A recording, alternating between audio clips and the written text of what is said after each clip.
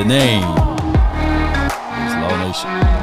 As we continue to grind, to shine, be sure to press upon the like button, share this content. Let a friend or a neighbor know where to go when they want to tune in to Cowboys Sports Talk and beyond. Mama said there'll be days just like this.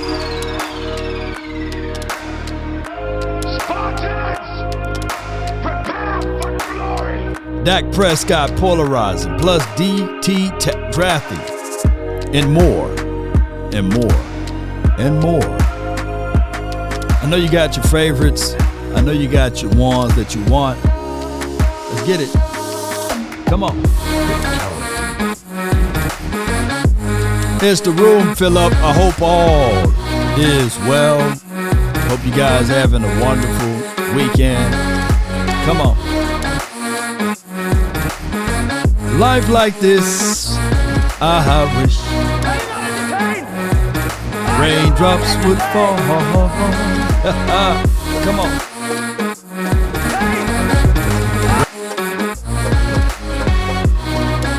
While we building the plane, while it's in the air, Sherry is caring.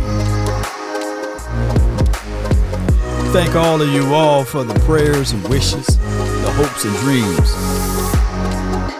Let's manifest it, baby. 5, 4, 3, 2, and 1. It's good. Let me know if the audio's straight. Let me know if I'm too high, too low. Y'all know how it goes. Appreciate each and every last one of you all. This weekend was pretty solid for me.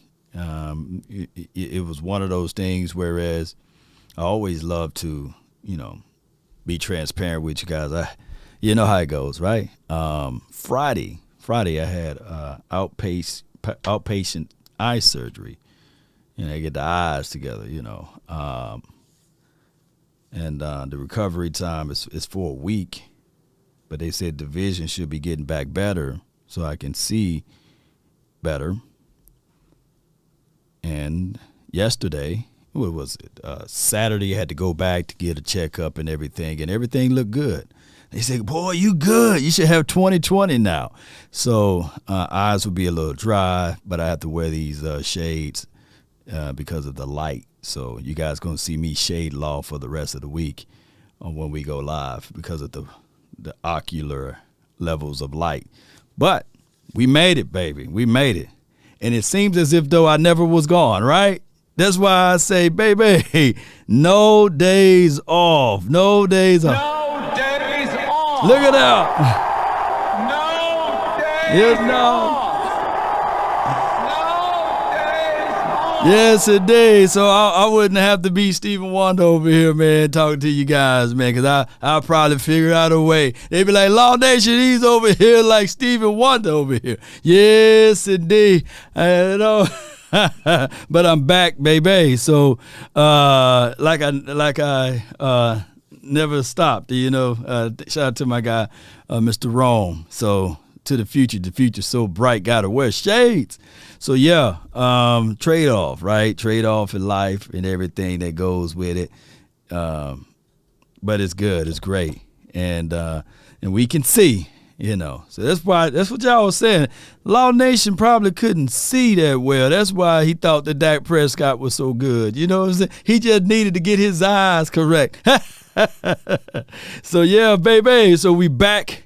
And I can see, and we still was able to do some analysis on Benton. I've seen that you guys liked that video that I put up, and this was no knock or no shade at my guy Mozzie. This was no knock or no shade at even my guy Kalaja Kansi. It's one of those things, whereas what I want you guys to do when you look into the draft, don't have tunnel vision. Don't only focus in on one person and say, oh, if we draft this guy, we will be doomed. No, that's not the case, nor the scenario, because when we look at the roster projections, we can all see that we're just looking for someone that can fill in gaps. We're looking for someone that can challenge the guys that we already have, right? And like I said, this is a chart from Blogging the Boys. We all know that Jordan Lewis, you might draw a line through that and draw in De'Ron Bland. Maybe one day I Photoshop it and re-upload it and put DeRon Bland right there. Because I think that DeRon Bland will outperform Jordan Lewis, right? Show of hands if you feel the same. Let me know if you feel the same, ladies and gentlemen. You know, Hector, appreciate you so much. Zach Harrison, appreciate you for jumping in. No, not Zach. Oh, Zach Harrison, it will be in the 4th round. Yeah. And Willie, if you trust Will McClay, let me see WM in the chat. I need to see that. Yeah, let me see WM in the chat. If you trust Willie McClay, if you trust him, let me know, and we can go and get things going in that way, right? Let me know if you trust Willie, because that would be the guy. That would be the guy that we can all look back on and say, all right, cool. It's Willie McClay or bust, right? And let me see. It says, thanks for sticking it out during your recovery. We appreciate you, Law. Salute. Yeah, all I got to do now, everything is straight. I'm good to go. Good to sit in front of a computer for multiple hours. Just got to have my drops, every 4 or 5 hours. So, yeah, we good. So I see a lot of WMs in the chat. And it's prayer. It's prayer is all through prayer, that's just how it goes. I appreciate you guys. Cuban, I ain't going to say Big Willie, but yeah, Willie McClay. Trust, yes, indeed. Always trust Willie Beeben McClay. Yeah, so appreciate y'all. So now that we got that out and about, we're going to dive into some Prescott talking and conversations too. But also, before I dive deep into that, let me just say this. It's good to know that I posted a video a day or such ago, and then you see the networks picking it up and saying, you know what? Hey, this guy is a beast. This guy is nice. So it validates what we go through and what we see, right?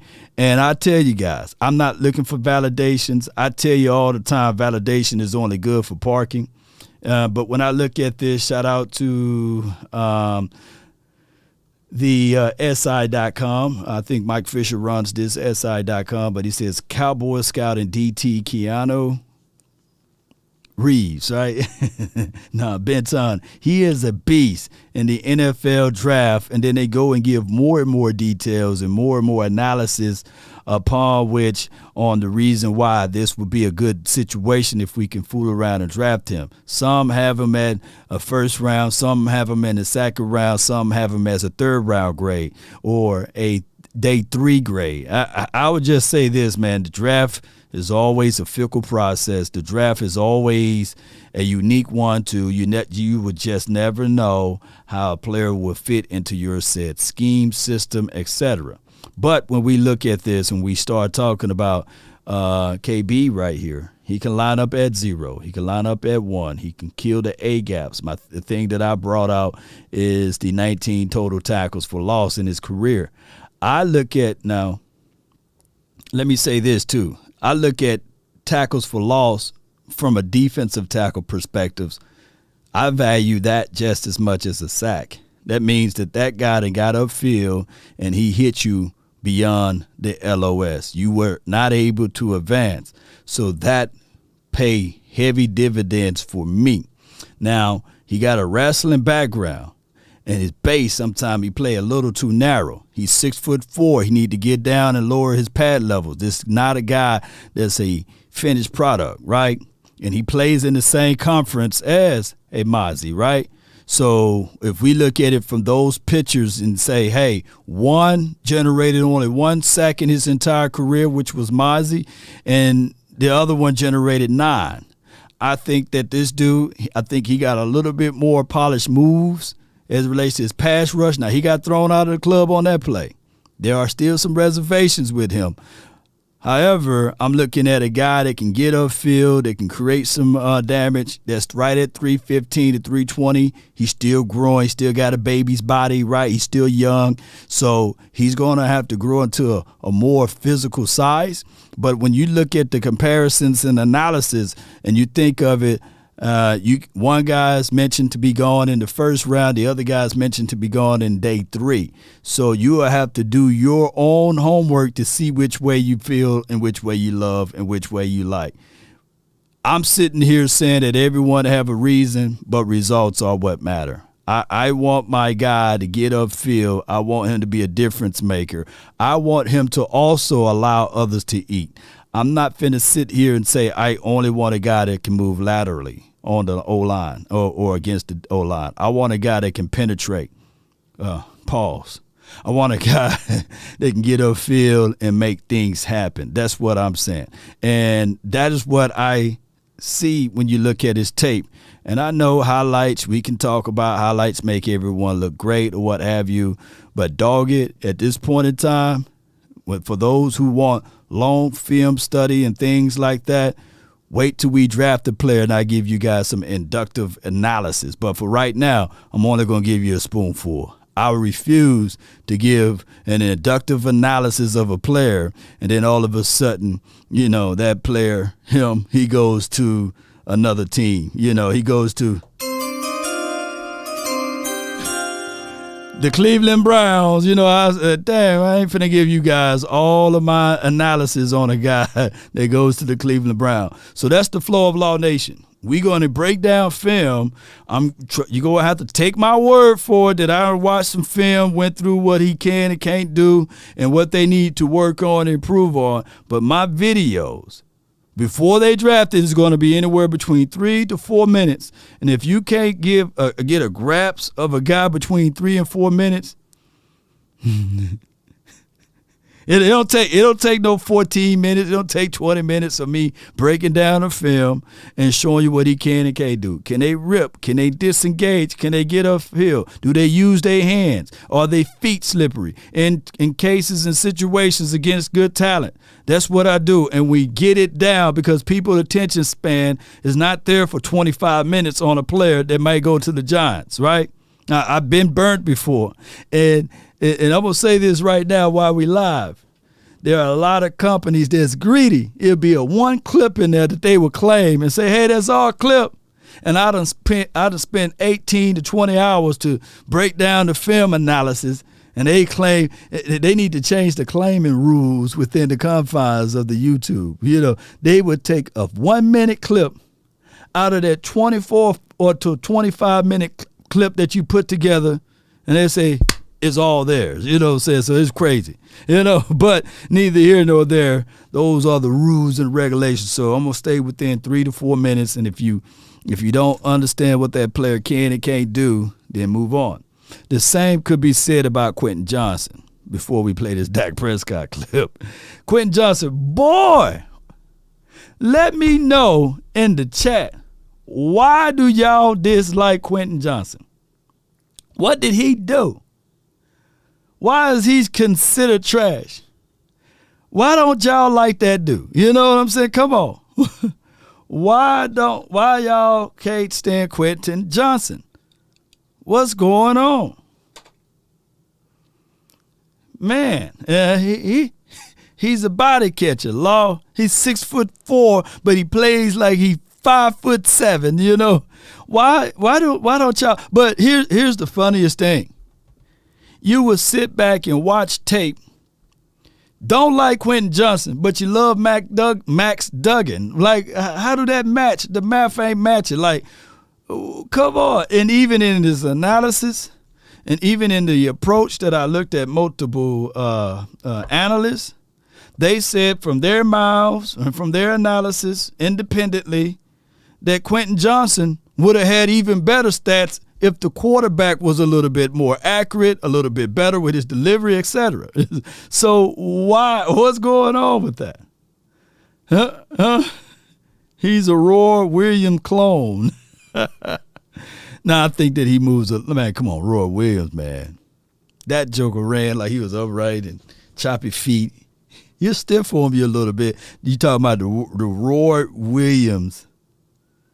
The Roy Williams, a wide receiver. I feel you. He's not worth the first round. We can go back and forth with that Action Jackson. I can't show that clip. They claimed all of the clips of TCU's Quentin Johnson. I can't present that one. He's 6'4", Law, but he plays like he's 5'6", right? So my thing is, it's crazy. They said the same about DK, and look what happened. DK Metcalf. Yeah, A.J. Brown, DK Metcalf, Terry McLaurin, all of those guys were not drafted in the first round. I think in that year, in 2019, if my memory is correct, only Marquise Brown went in the first, right? And one can argue that, he didn't perform up to the levels as those other guys. I think what happened here is it all depends on what team you go to as well. It depends literally what team you go to, what quarterback is throwing you the ball. I get it. I even like the argument that my guy got, Boss Cowboy Sports. He say basically, hey, tight end's not worth it in the first round. And, of course, the line of tight ends that went and got drafted in the first round, those numbers are not favorable at all. Those numbers are pedestrian. But also you got to contextualize the fact that most of those guys didn't have a legitimate quarterback, right? If you take Kyle Pitts and you pick him up and you put him on the Kansas City Chiefs, people will be saying, hey, that's not fair, right? You got Travis Kelce and Kyle Pitts. Will people be still looking at Kyle Pitts as a wash, a bust, a horrible draft pick? Or even if you took Kyle Pitts and you put him on these Dallas Cowboys, this Cowboys right now, would you have the same feeling, right? So when we start talking about Dalton Kincaid, we start talking about other tight ends that can go probably in the earlier of the rounds. It depends on which system they go to. It's crazy. It's crazy. Yes, indeed. Appreciate you. Catch you next time, Ramon. Appreciate you. So it's one of those things. Whereas I'm not finna say that Quentin Johnson would be a horrible situation with the 26th pick for the Cowboys. But we got a loaded room. We still waiting on. Let me see if I can go to my player right here. We still waiting on a guy that's got similar height, a little faster, Simi Fehoko to do something, right? And this is a make or break year for Simi. I need to have Simi to get out here and earn his ground. He need to earn his ground. Doing it in OTAs, training camp, that's one thing. But we need to see Simi do it at least in preseason, at least in the first game or the second game. But the room is such a difficult room to beat out. Simi literally now got to beat out Jalen Tolbert. He also got to beat out my guy, Michael Gallup, Brandon Cooks, CeeDee Lamb for playing time, just for reps.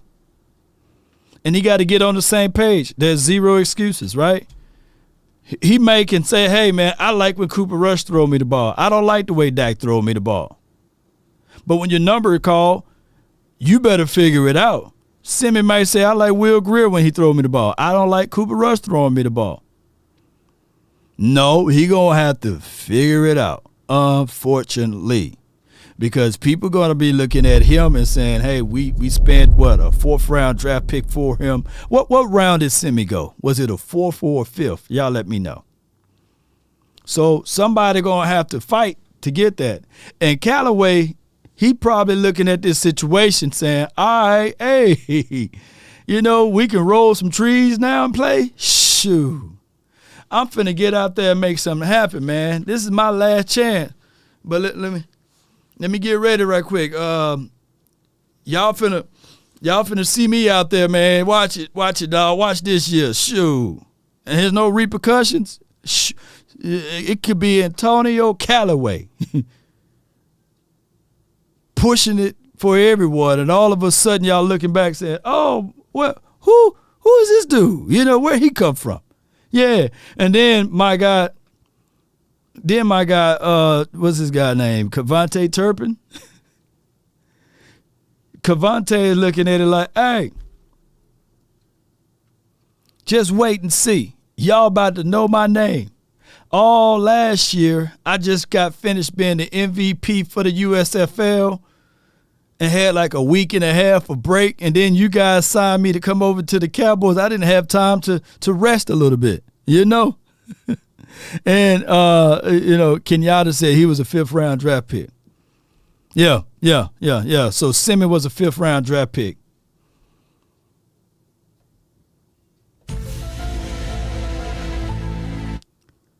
And so was DaRon Bland. Everyone have a reason, but results are what matter.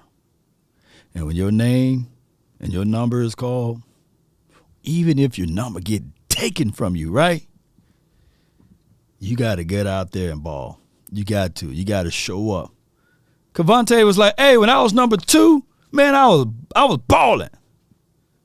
Man, I was rolling around here catching everything. Reverse sweep left and right when I was 2. But when y'all put that number 9 on me, I had so much on my mind. Couldn't really gravitate to what's going on, right? You know, Cavante Turpin, put number 2 back on, right? Sometimes those numbers can cloud your mind and your judgments, right? Bland should have been a late first or early second, right? Or Jay Lombardi. We got Willie McClay. They can find things out, man, and get things going the best way. All right, so I know it's Sunday. I know you guys got millions of other things to do, and enough of hear me talking. I appreciate y'all so much. Let's listen to some of the audio from 105.3 The Fan. They did a great job of talking to Babe Laufenberg. He's one of my favorite analysts that speak. I love the way he speak, and he always reference the late 80s and 90s Cowboys, and his topic lines would be right to the point from an objective perspective. So with all that being said, shout out to 105.3 The Fan.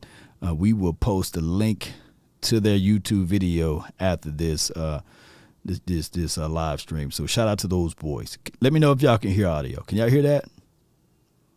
Can y'all hear that? Y'all can't, huh? McCarthy-Kellen Moore relationship had kind of run its course. I have a feeling, obviously, Mike McCarthy was happy to see him go, and I kind of get the sense that Kellen Moore wasn't all that dissatisfied, and he certainly landed on his feet because he now gets to coach Justin Herbert, right? And he's got a lot of weapons at his disposal. So I think it probably was good for both people. The thing I laugh about is, like, and it's other teams as well, but don't use the term quarterback friendly. Nobody should use, we're going to make our offense quarterback friendly. Have you ever heard a coach say, here's what we want. We want to make the quarterback position as difficult to play for our quarterback as possible. We're going to make it quarterback unfriendly. I mean, it's the nature of the beast, right? Whoever you have is if you guys are a runner, if you got Lamar Jackson, you're going to make it quarterback friendly for him. You're going to make it quarterback friendly for whoever. Hey, Bill Walsh made it quarterback friendly for Joe Montana. Mm-hmm. So I laugh when I hear the quarterback friendly term. Well, the term quarterback friendly came from the Cowboys back when we had T.O. and Romo and Jason Witten. Who was the other wideout? Y'all help me out. But what happened was the friendly ideal came from the experiences. T.O. was an alpha male.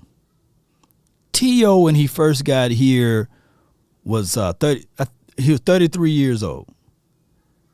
Y'all didn't know that, right? He was 33 years of age. He had some troubling past as it relates to like his temperaments in the locker room, on the field, and he challenged the not just the opposition, but his own contemporaries. So what happened here is that I truly believe T.O. knew more than Tony Romo, right? From an aspect of readiness, preparations, and Romo was on the scale of becoming, And when they said, okay, we need to find a guy to make it quarterback friendly for the quarterback, meaning that if I'm saying white 80, kill, slide this way, come this way. Yeah, hey, no, stay. You know what I'm saying? And T.O. would be pissed off and angry and upset that you audibled out of the play, or you changed the play and you threw it to Jason Witten versus him. So it wasn't friendly. Patrick Creighton was the other guy. Appreciate y'all. Y'all love y'all minds. So what happened was T.O., by them getting rid of T.O., it made it more quarterback friendly. It means that you got rid of the alpha male and you wanted to develop and elevate your guy from being a beta alpha to the alpha male role. And you could draw plays in the sand or what have you, and it will not be questioned. It will not be, hey, viewed upon Terry Glenn. Yeah, Terry Glenn, T.O., and Patrick Creighton. Appreciate it. Ooh, that's a good trio. Right. And somebody else was there too, if I'm not mistaken, as a fourth wideout or what have you. But the term, hey, we're going to make it quarterback friendly, meaning that we're going to bring in some guys that will listen to the quarterback, that will not question or second guess the quarterback. A lot of times it's happened even within the confines of your own home. When you go into a situation, whereas you're living with mom or what have you, the dad is the authoritative figure, right? What he say goes. But when you get big and you start smelling yourself, and don't let you become bigger than the dad, then all of a sudden you say, hey, Pops, nah. I ain't finna take the trash out. You take the trash out. Then there's a problem, right? It would be a situation in a scenario. Yeah, Sam Hurd, shout out to him. He just got out like a couple months ago from prison. So at some point, the son done outgrew being at the house, and he want to challenge the authority. And some moms, on how they run, they would pick sides, or they'll lean and say, well, yeah, you was the last one. And now the father of the house, the alpha male of the house, in there like, he's outnumbered. So sometimes things got to give. And 9 times out of 10, it's the son. Hey, you growing up, you smelling yourself, you need to get on up out of here since you want to challenge the authorities. And I know that could be a crass example there, but that's just how it goes. In some culture, in some societies, and depending on how the makeup is, the mom will lean on the son and say, man, get out of here. You ain't moving no weight around in the house anyway, you know? All right, let me slide off of that one because that's too many complex. I need to use another analogy. But you guys get what I'm saying. So to make it quarterback friendly, they asked T.O. They said, T.O., you got to go. And that's the whole Roy Williams and the whole situation there. Hey, Law, great content. Love the outro, especially. Yeah, shout out to you, man. Thank you so much, Washington. Thank you so much, man. Appreciate you, Washington, for the support.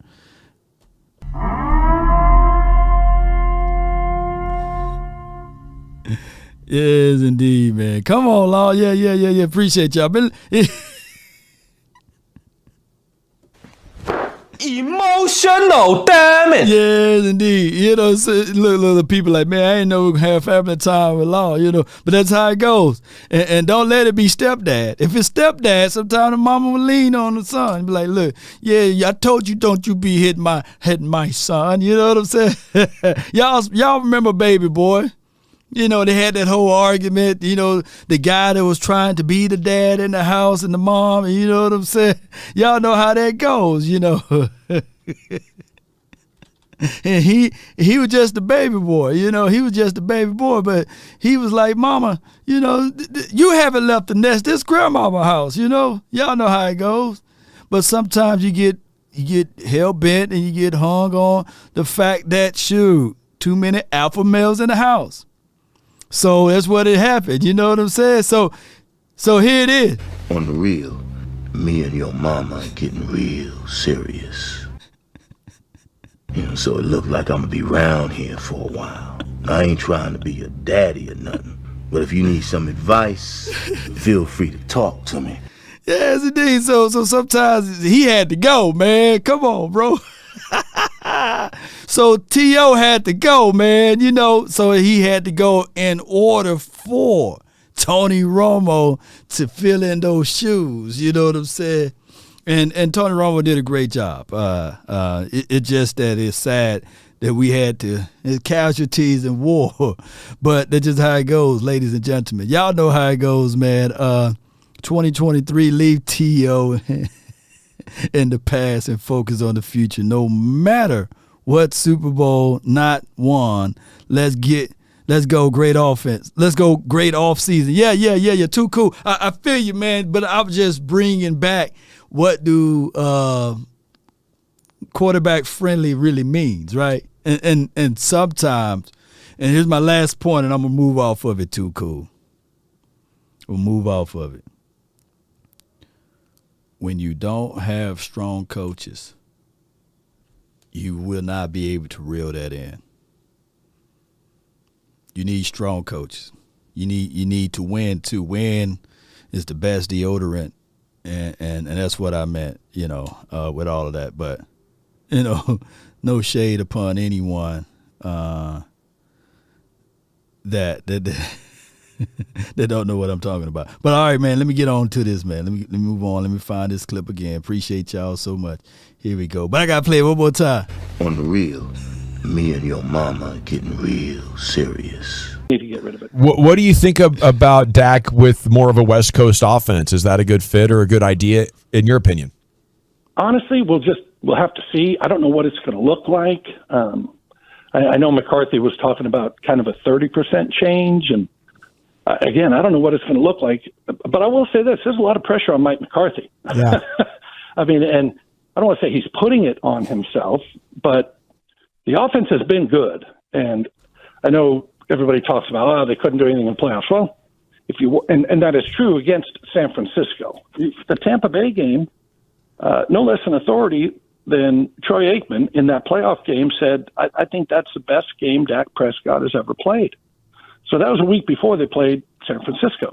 So it wasn't a total failure. And again, they're at the top of the list on a lot of numbers. And I know you can say, well, this, but when you're at the top of the list on third down conversions and total yards and points scored, those are three big statistics where you want to be at the top of the list, and they were. So it'll be to me, it's going to be very interesting. The other part is, I know.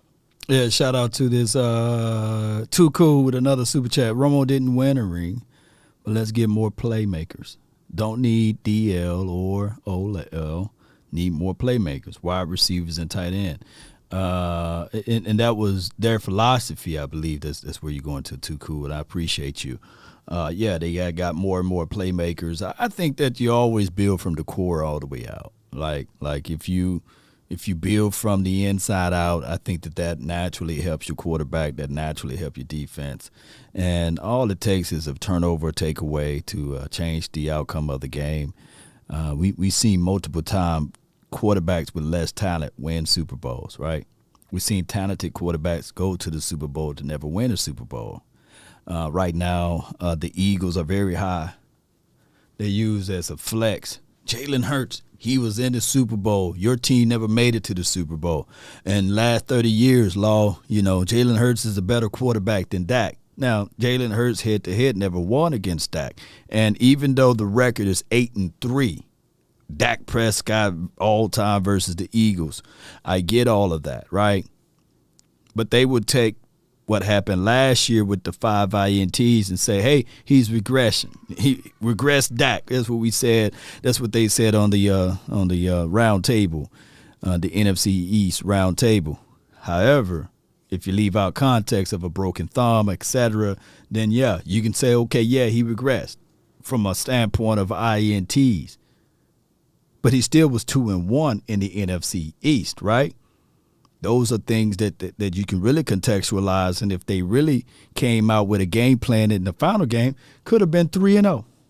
3-0 versus the NFC East last season. But from a perspective people are always going to look at it and say, hey, we want this guy to fail. We want this guy to be shortcoming. So when I flip it back on them, then they go run and they go crying. Right? We hear the crying. And they say, yo, you can't say that. Law, you can't say that, Law. Don't hit us with the truth, Law. Because when I said even Donovan McNabb made it to the Super Bowl, that doesn't mean or didn't mean that he was better than Tony Romo. Let me hit it again.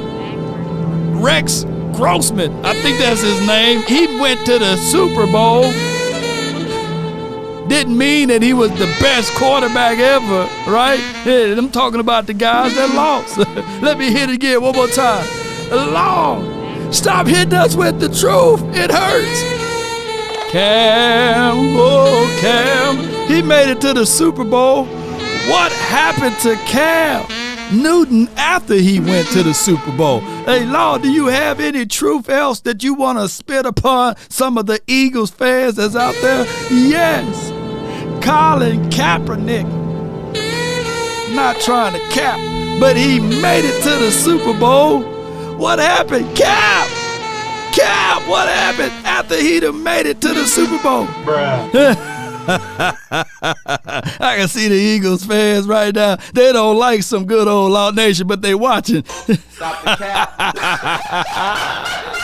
the cap right now. No bullshit. No. So, yeah, you can get to the promised land. Yeah, you can get to the Super Bowl.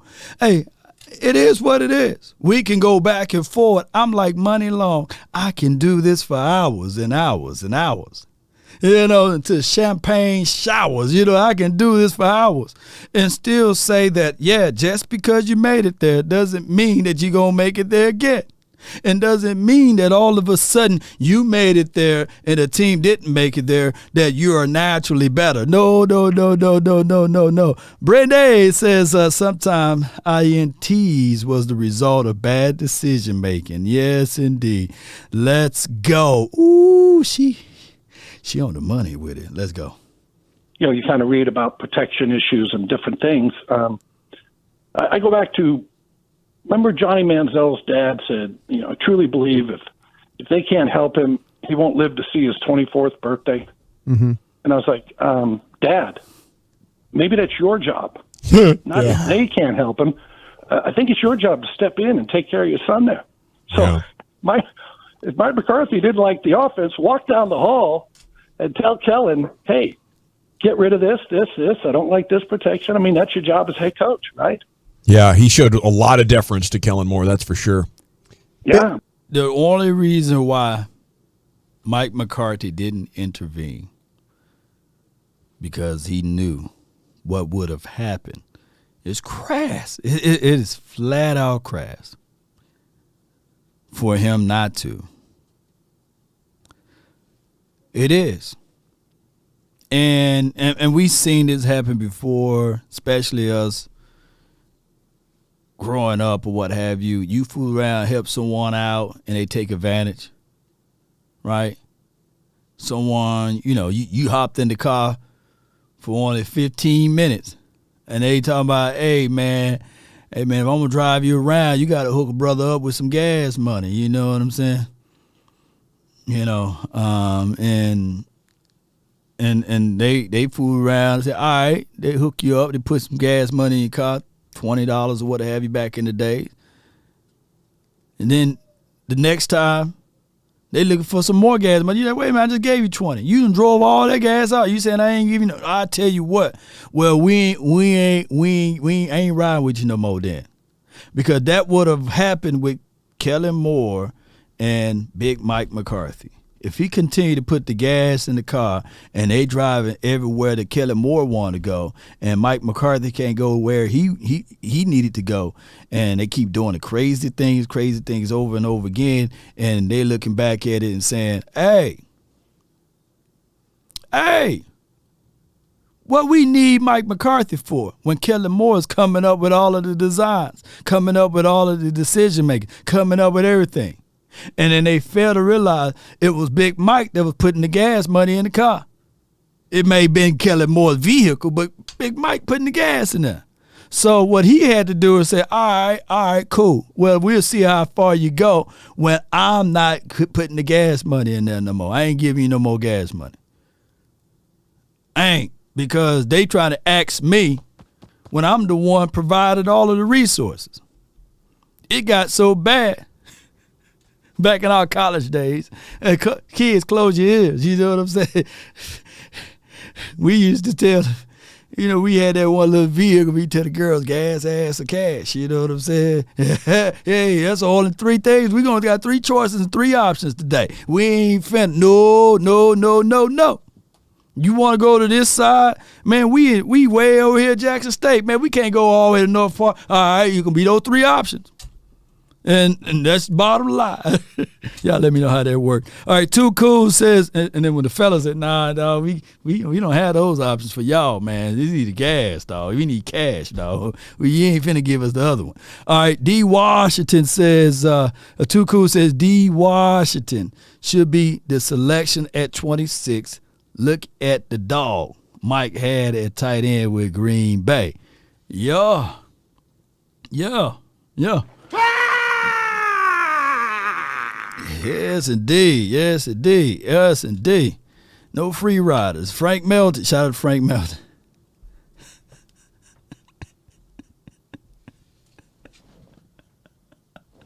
Oh, man, I forgot it's too early for this. Daryl was like, wait a minute, hold on, man. It's too early, Lord.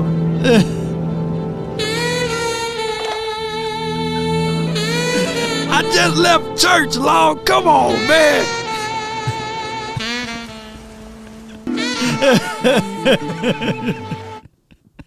Now you realize why the pastor said, turn around and slap your neighbor and tell him, I'm blessed, I'm favored, you're covered. You see sister over there, say it again, turn around. Pastor kept telling that front row to turn around and slap your neighbor. Why you say lean to your neighbor to your right or to your left? He asking to everybody to turn around. Why? What's going on with Pastor?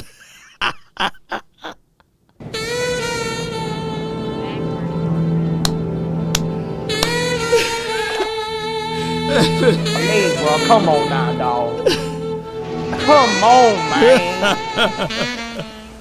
But I mean, again, if it's me and it's going to be on my watch, if I'm going down with what I like and believe in, and that Kellen Moore would have, he would have acquiesced to whatever McCarthy wanted. But it'll be very interesting this year. I'm truly interested to see what it's going to look like. Babe, I'm going to probably put you on the spot with this question because I saw one of your posts of you and all the quarterbacks together, and I'm talking about Roger Staubach and Troy Aikman and even Jason Garrett and yourself there. What was the conversation like? Were you guys talking about the Cowboys and Dak Prescott, or and if you were talking about him, what were the thoughts with the other quarterbacks around the table there with you guys? Well, of course we were talking about him, and I will say this too. When people say, "Oh, you're a quarterback, so you were like Roger Staubach," I'm like, well. We kind of and kind of not. It's like a kid that did some finger painting in grade school, and you say, "Oh, you're like that Michelangelo guy." Yeah. And I said, "Well," so it is funny when Troy and Roger are there, and Jason and I pretty much have to shut up as they trade Super Bowl stories, right? But of course, we talk about everything. Both. I will say this: Jason loved Dak, sure, and both Troy and Roger are big believers in Dak. And I wouldn't say that if they weren't, but I wouldn't say anything at all. But I can just tell you, even in the course of the conversation yesterday, they both believe in Dak Prescott. No, there's not even a question about that. Is it? Oh, I said something earlier though, babe, about this. You cannot have a conversation about Dak Prescott without either making people really upset at you or totally agreeing with you. And. Yeah. And I don't think it's just about the Dallas Cowboy quarterback situation, but why is this guy so polarizing that in this way? And was Tony Romo the same way? Was it the same discussions? That why can you not have a football discussion about the position without making somebody either mad or happy with what you're saying? Man, Dak Prescott is falling into the shoes of any quarterback that plays for the Dallas Cowboys. When that's just how it goes. The analysis and the analysts from an analytical aspect of it will always be obscured, right? And Dak Prescott can literally, for the 2023 season, pass for 40 touchdowns, 2 interceptions, or none. The poll would be, yeah, that's cool. Yeah, we like that. He's supposed to do that with Brandon Cooks. He's supposed to do that with CeeDee Lamb. He's supposed to do that with Jake Ferguson. He's supposed to do that with Michael Gallup. And then they're going to put Megan Thee Stallion booty in there and say, but can he do it in the playoff game? And then he do it in the playoff game, and then they'll say, yeah, that's cool and all. He did that last year. That team snuck into the playoffs. Then they put Megan Thee Stallion back in there. But can he do it again? And then he goes in there and probably do it again, et cetera, et cetera. And then it'll be, but, can he do it in the Super Bowl? So I just like the fact if we can fool around and get to the point of how we were arguing when Troy days, because that's how it was. Every year, I remember arguing on that side of the coin after he done won his Super Bowl. I loved it because people were saying that, hey, Troy's a system quarterback. He could only do it with that massive offensive line, and he can only do it with Emmett and as well as with the playmaker. And I was like, okay, cool. Let him be who he is. Right? And then we won another one. Then I was like, yeah, but that was Jimmy Johnson. Can he do it without Jimmy? And then we did it again, right? So I love to be on that side of the argument because even Troy, for those who didn't remember, he wasn't John Elway. He wasn't Dan Marino. He wasn't good as Jim Kelly. And even Emmett, he wasn't good as Barry Foster. He wasn't good as Barry Sanders. He wasn't good at Natron Means and all of this stuff. Natron Means and Thurman Thomas is better. And I was like, oh, okay, all right. And to this day, a lot of people still say, well, Barry Sanders is better. You know what I'm saying? Barry Sanders better. So I love being on at least the winning side. So the hate, look, ladies and gentlemen, the hate will still be there. The hate was, Dak Prescott can win the Super Bowl. The hate will still be there. But I want us to be on that side of the hate. That's where I want us to be at. So regardless of it, I hope we can get there this season. Come on, y'all. Yeah, Steve Berline, y'all know it. Look, we had Rodney Pete for a cup of coffee over here. Man, Rodney Pete, and he was a brother. So y'all know how it was. Man, Rodney Pete better than Troy, so it ain't about the hue of the player, you know what I'm saying? Regardless, when you put that silver and blue on, shoot, they gonna hate you to your core. It's always gonna be the great divide like the ice cream. Every backup quarterback is better than the quarterback. Let me know if I'm wrong. It don't matter the hue. Y'all remember? A lot of people don't remember Rodney Pete being here, They only remember the Eagle version of Rodney Pete. But that is how it is. People love to use us as the clickbait / hate for the quarterback spot and compare those guys to everyone. Whereas Joe Burrows, he went to Cincinnati land. Shoot, they ain't talking about him compared to Boomer Esiason and Carson Palmer, Yeah, they ain't compared him at all. My guy, what's his name, Josh Allen, they ain't compared him to what, Bledsoe over there. What Bledsoe was traded there. But, Bledsoe, or who is the greatest quarterback? Jim Kelly, Mark Ripken, whatever that man. They ain't compared him to that. He's just Josh Allen. He don't have big shoes to fill. He don't. I can't wait to see how this Green Bay stuff gonna go. You know, they are the other blessed franchise because they went from Brett Favre to Aaron Rodgers, right? So I want to see how Love about to get beat up over there. What's Love's first name? He about to get beat down. If he don't win, if he don't get back-to-back MVPs and start doing stuff, they're going to have pitchforks and everything out for him. Yes, indeed. All right, let's go. Well, I think it's a number of things, and number one is everybody can weigh in on the quarterback, right? I always say nobody walks up to the left tackle and they see him out in public and say, hey, I think on your kick step, you're getting about 6 inches too deep there. But everybody can watch a quarterback and say, hey, here's what he needs to do. So, hey, it's the old thing that comes with the dinner. And I do think if you go to every city, other than the cities that have Tom Brady playing for him or Drew Brees or those kind of guys, Joe Montana. Oh, Jordan Love. Yeah, I forgot his first name. Jordan Love about to get, shout out to Terrence Shorts. Bobby Jones, appreciate Jordan Love about to get that heat action. If he don't, Jordan Love gonna be over there, man. Come on, man. Jordan Love, what's going on with you, man? Come on, man. We had back-to-back MVPs with Aaron Rodgers.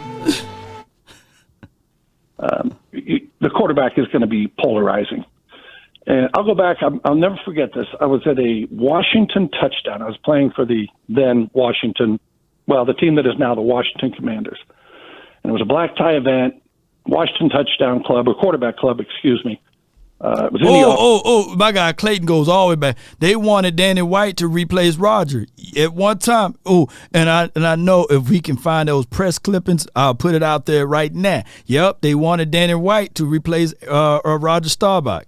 And then when Roger Staubach was gone, and then Danny White was like, hey, and then they kind of hated on Danny White. But who was the quarterback? They didn't really like Roger that well. What was the quarterback? I forgot the name of the quarterback that they liked over Roger. You know what I'm saying? So that's just how it goes, man. Roger Staubach wasn't welcomed here. Y'all think that shoot, everybody love Roger. I'm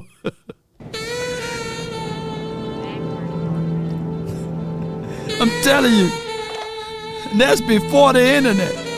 That's before social media. I can only imagine how Facebook and Twitter and TikTok would have been during the Roger Staubach era. Ooh-wee, Don Merritt, yeah.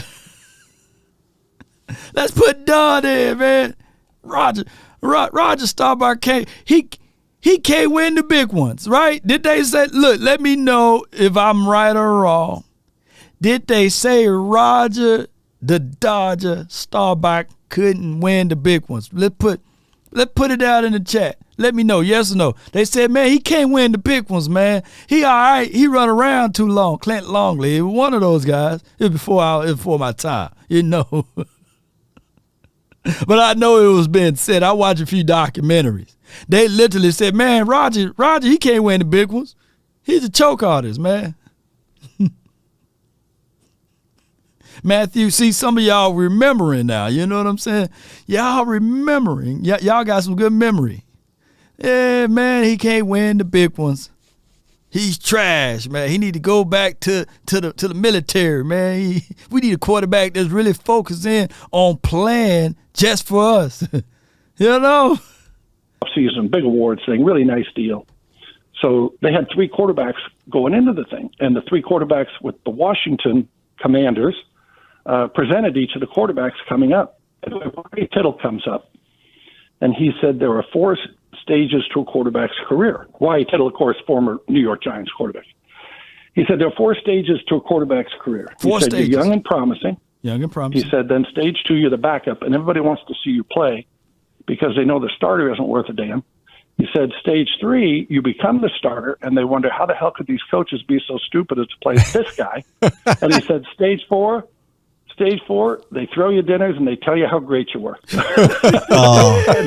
Right? We see Tony Romo. They show him on the big board when he's at AT&T Stadium doing a game, and it is all cheers. All cheers. It is all cheers. And Brian, you were here for the day. Sure. Bateman was getting booed his Yeah. last couple of years. Absolutely. And people forget that. Shocking. And so, anyway, I think it's just the nature of the beast. It's always going to be polarizing. Yep. And until you, at least here, till you win the Super Bowl. Matter of fact, yesterday we had the Dak discussion going a little bit, and we didn't dive, into it's got to take a shorter 5-step drop or anything. But I pointed to Troy and Roger. I said, "Hey, you the two guys have made it tough here. You guys, Right. You didn't have to win 5 Super Bowls, Yeah. Babe, what do you think about the idea of drafting a quarterback in this year's draft? Because I don't think that's an indictment on Dak. Personally, I think that maybe it's a good idea to take one every year.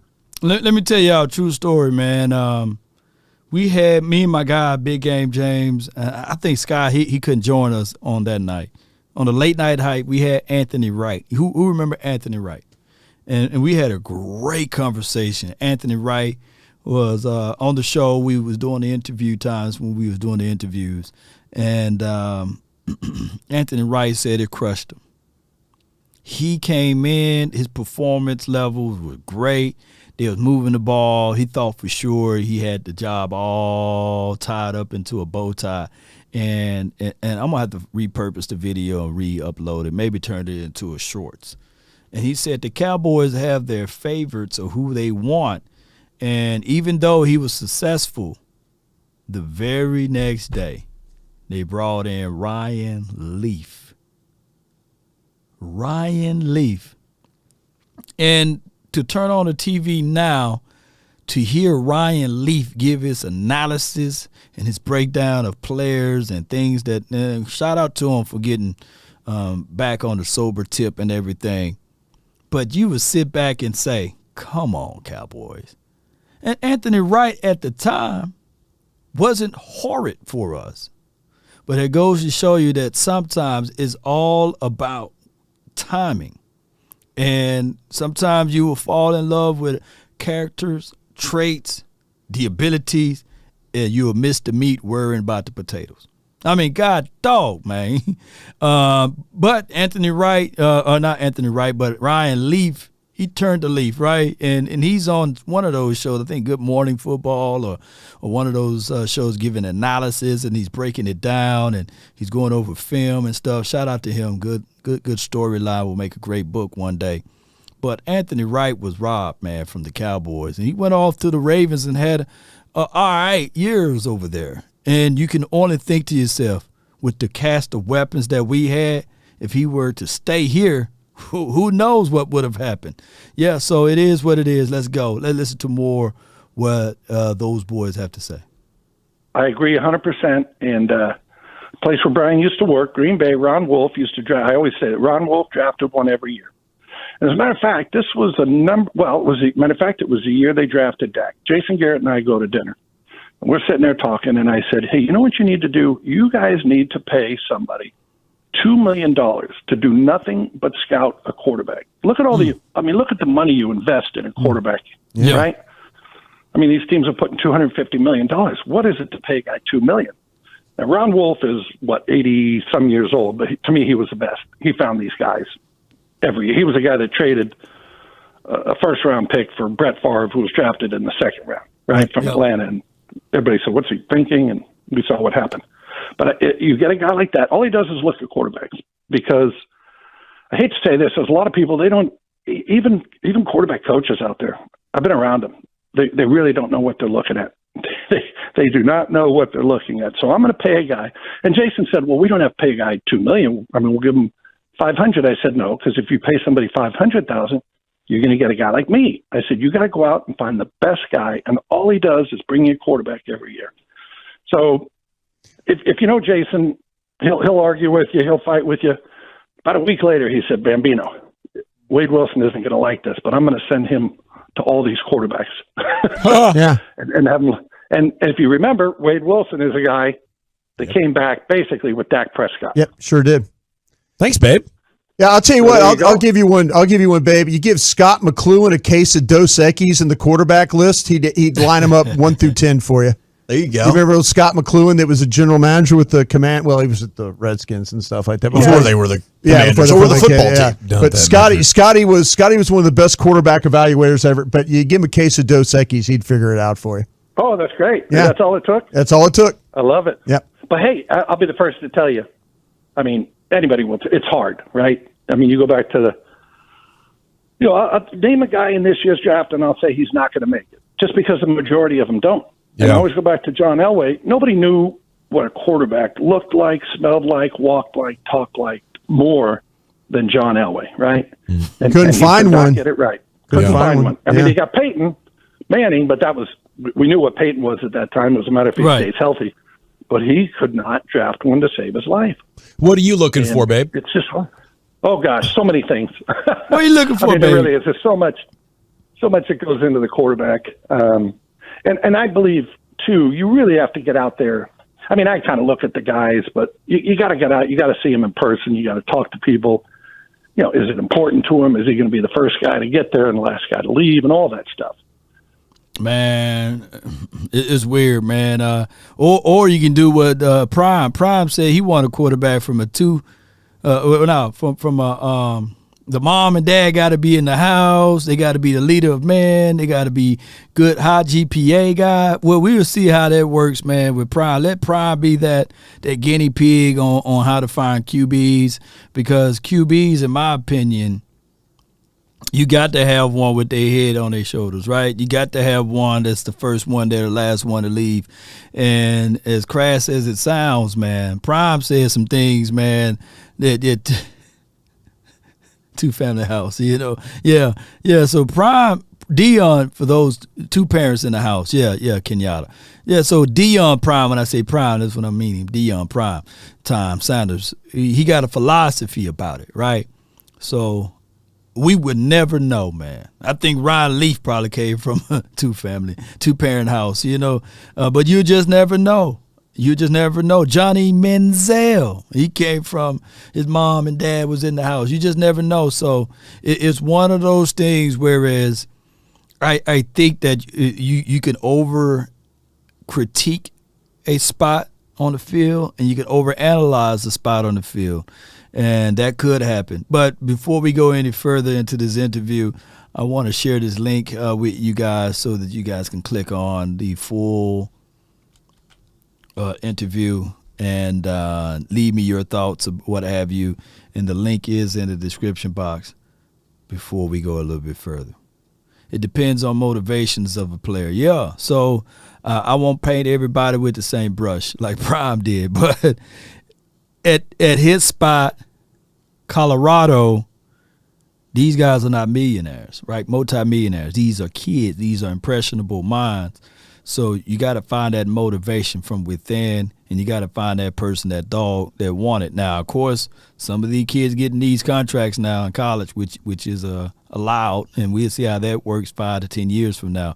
But it's quite strange that he said that, but it could be a little truth in that.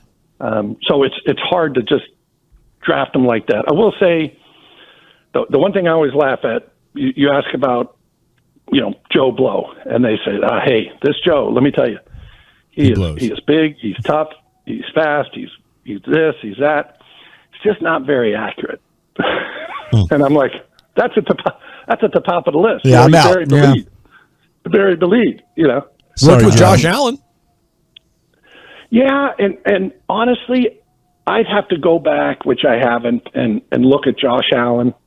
And why was he not productive? Hey, Richardson looks like, I know the comparisons are being made, right, to the kid at Florida, 54% passer.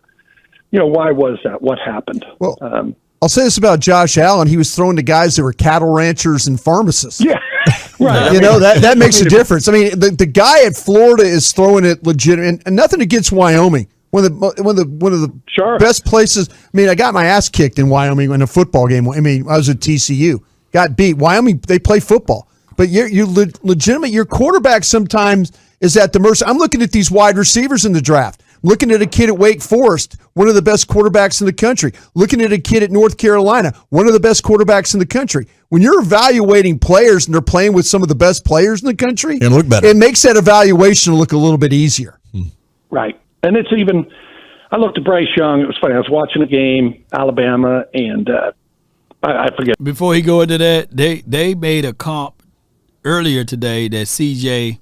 Stroud and Dak Prescott the same person as far as their delivery mechanics and throwing and things like that. So it's all about, that person, that individual sight of eyes. And they compare Anthony Richards to Cam. So it's a lot of things that you can look at a quarterback.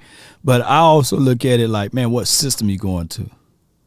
What type of wide receivers that you going to throw it ball to, and is it a lot of patience to allow you to develop, right? And how many times would you be thrusted into primetime views and the expectation? There's a lot of people that say, hey, man, I get here and I do this and do that, and then they disappear. For every Josh Allen, there's a Josh Rosen, right? What happened to Josh Rosen? What happened to him? Where is he at throwing? You know what I'm saying?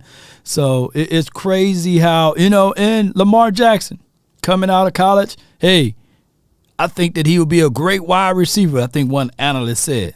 He ended up being the MVP in 2019 as the quarterback. So there's a lot of things. Jalen Hurts. His comp, Dak Prescott. But you will hear a lot of Eagles fans say, hey, man, he's better than Dak. Dak can't hold Jalen Hurts' jockstrap and a whole bunch of other stuff. But before that time frame, when he was drafted, there were only a spoonful of Eagle fans that were happy. They were throwing furniture around, mad, angry, upset. I recall they booed Donovan McNabb. Can you imagine Donovan McNabb going to a team that didn't have Andy Reid? Andy Reid took the same guy that everybody booed in Philly to the Super Bowl, right? So it goes to the degree of what coaching you under, right? What receivers you throwing it to, philosophy and scheme. There are so many things. Oh, my goodness, there are so many things. The USC quarterback has already made $3.7 million while still in college. College times are different now, law. Yeah, but not everybody's privy to that money there. So, and we'll see how all of that fold. And on top of that, William, truth be told, look, I'm going to tell you, I'm going to be real with you. Players been getting that paper. If you think I'm lying, look up Cecil Newton. You know what I'm saying? Cam, on the reason why he didn't go to Mississippi State versus Auburn. You know what I mean? These players been getting paid. It just, look, now these players probably getting less money. Believe it or not. Shoot, when I was on campus on the yard or what have you, shoot, I'm like, man, how this dude get a Hummer? You know what I'm saying? How this dude was able to get that? I mean, God dog, man. Sometimes, man, these boosters will pay some money. It's just being known now. You know what I'm saying? Yes, indeed. Y'all think that was all of the money Reggie Bush got? Man, Reggie Bush got some money, man. He got paid. Yeah. Stop snitching. Yeah, they better stop snitching. But these boys were getting paid. Shoot, people getting money. Who the commentator was, and it doesn't matter. And I'm not getting on the guy. But Bryce Young dropped back. He's looking left. It's not there. He's looking. He's still in the pocket. He takes his left hand and just like a traffic cop motions the receiver, like go across the field, like 2-3 times. He just motions him over, hits him on a deep crosser. The commentators look at the poise. I was like, everybody has poise when you have 7 seconds to throw the ball. So those guys get hard to evaluate when you play for those kind of teams. You're throwing the first-round receivers. You've got an O-line that's probably going to be better than the one you get to in the NFL. So it'll be very interesting. And again, as you said, Brian, what's around them? What are they throwing to? Yeah. I didn't look that year at Josh Allen's senior year at Wyoming, or the year he came out anyway. As you know, that state, you can get 50-mile-an-hour winds. Oh, no. And it's brutally cold. Buffalo is the perfect place for Josh Allen to play football. Yeah, I believe that is a fit. Yeah, absolutely. He looks like a Buffalo quarterback. Babe, last one before we let you boogie on out of here. And the Cowboys have done an excellent job this offseason, adding Gilmore and Brandon Cooks. But is there another area that you think they really need to address? wow, you just keep plugging away at it, right? They got Cooks, they got Stephon Gilmore. Gilmore concerns me a little at 33 years old. How can they run? He's on his 14 in 4 years. So I say concern. That's not the right word, but I want to see it. He's not. No doubt. Not the Stephon Gilmore, when he was Player of the Year in 2019. But he's a big name, and we like that. But, Connor McGovern is a guy, obviously went to Buffalo. Speaking of Buffalo, he was a pretty solid player. And if Connor McGovern's your worst offensive lineman, you got a pretty good offensive line. So, I'm eager to see what they do plugging in that guard spot, where they go from there. So there are always obviously places to fill, but hey, as we know, there's a lot of time. Guys are going to be cut June 1. Veterans they're going to be out there. We've got the draft. So, they picked up Anthony Barr basically in training camp last year. Yeah. So a lot remains to be seen from the team we think they have as we sit here today. Man, that's a great analysis by Babe. You guys check the link. I put it in the description box for the full interview there. I would say this, that there are waves of free agencies. One end, you can look at it like this, ladies and gentlemen, that we made some moves with trade acquisitions on the front end. And we pretty much solidified most of the team needs when we went over this already. So now when we go into the actual draft, we can take our time and get BPA. We don't have to rush a situation into it. So I agree with what Babe just said. Remember how big of a move that was for us when we did pick up Anthony Barr last year. A lot of people got a lot of tractions from that. They did. All right.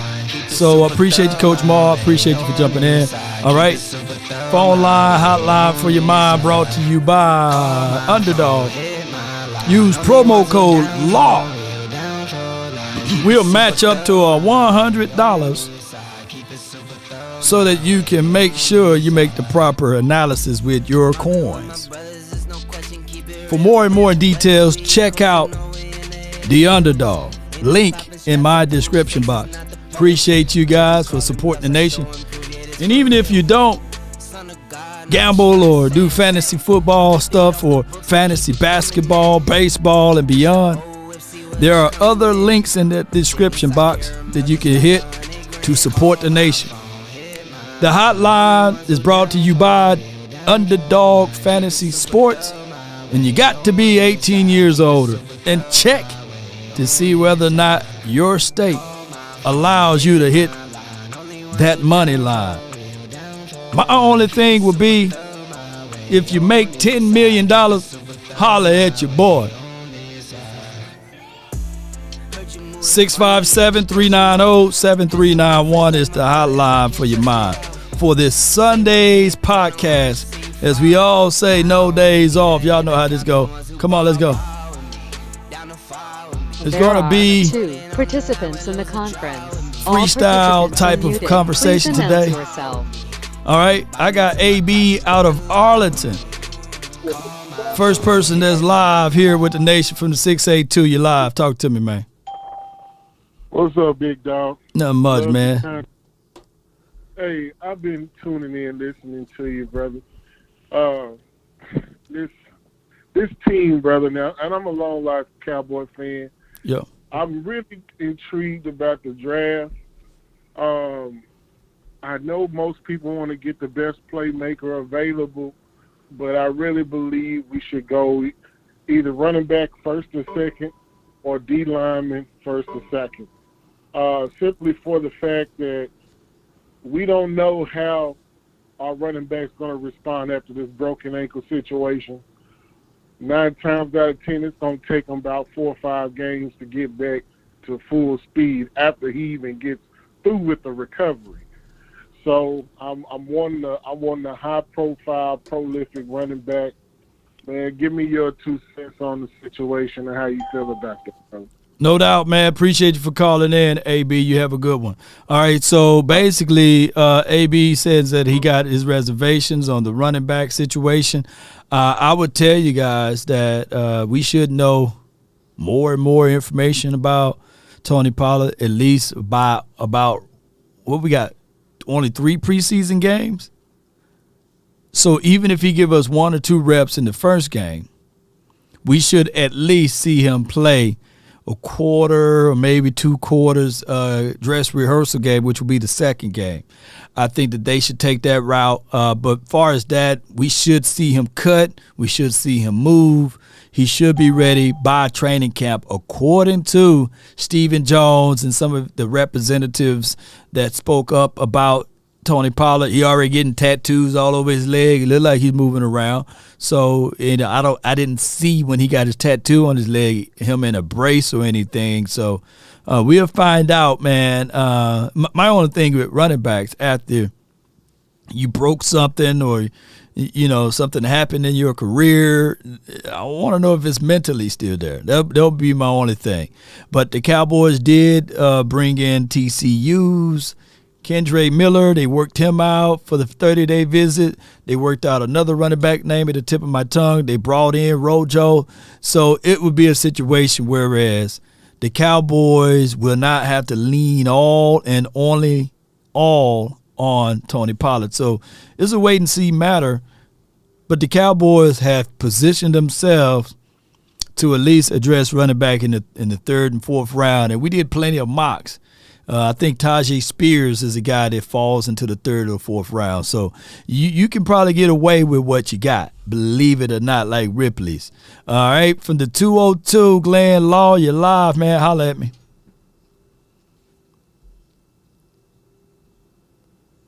We'll circle back, Glenn, from the 202. All right, we got from the 281, Charles in charge. You live. Hey, what's going on, Big Law? Not much, man. Holla at me. I was just quick call. I was just going to touch on that clip you were playing. It was funny. Last night I was going out getting dinner and actually listened to that clip and what Babe was saying. And he made a real good point, about us crucifying Dak because I remember at Troy's last 2 years, man, he was getting booed out of the stadium. The man that brought us free Super Bowl was getting booed out of the stadium. I remember his last season, people having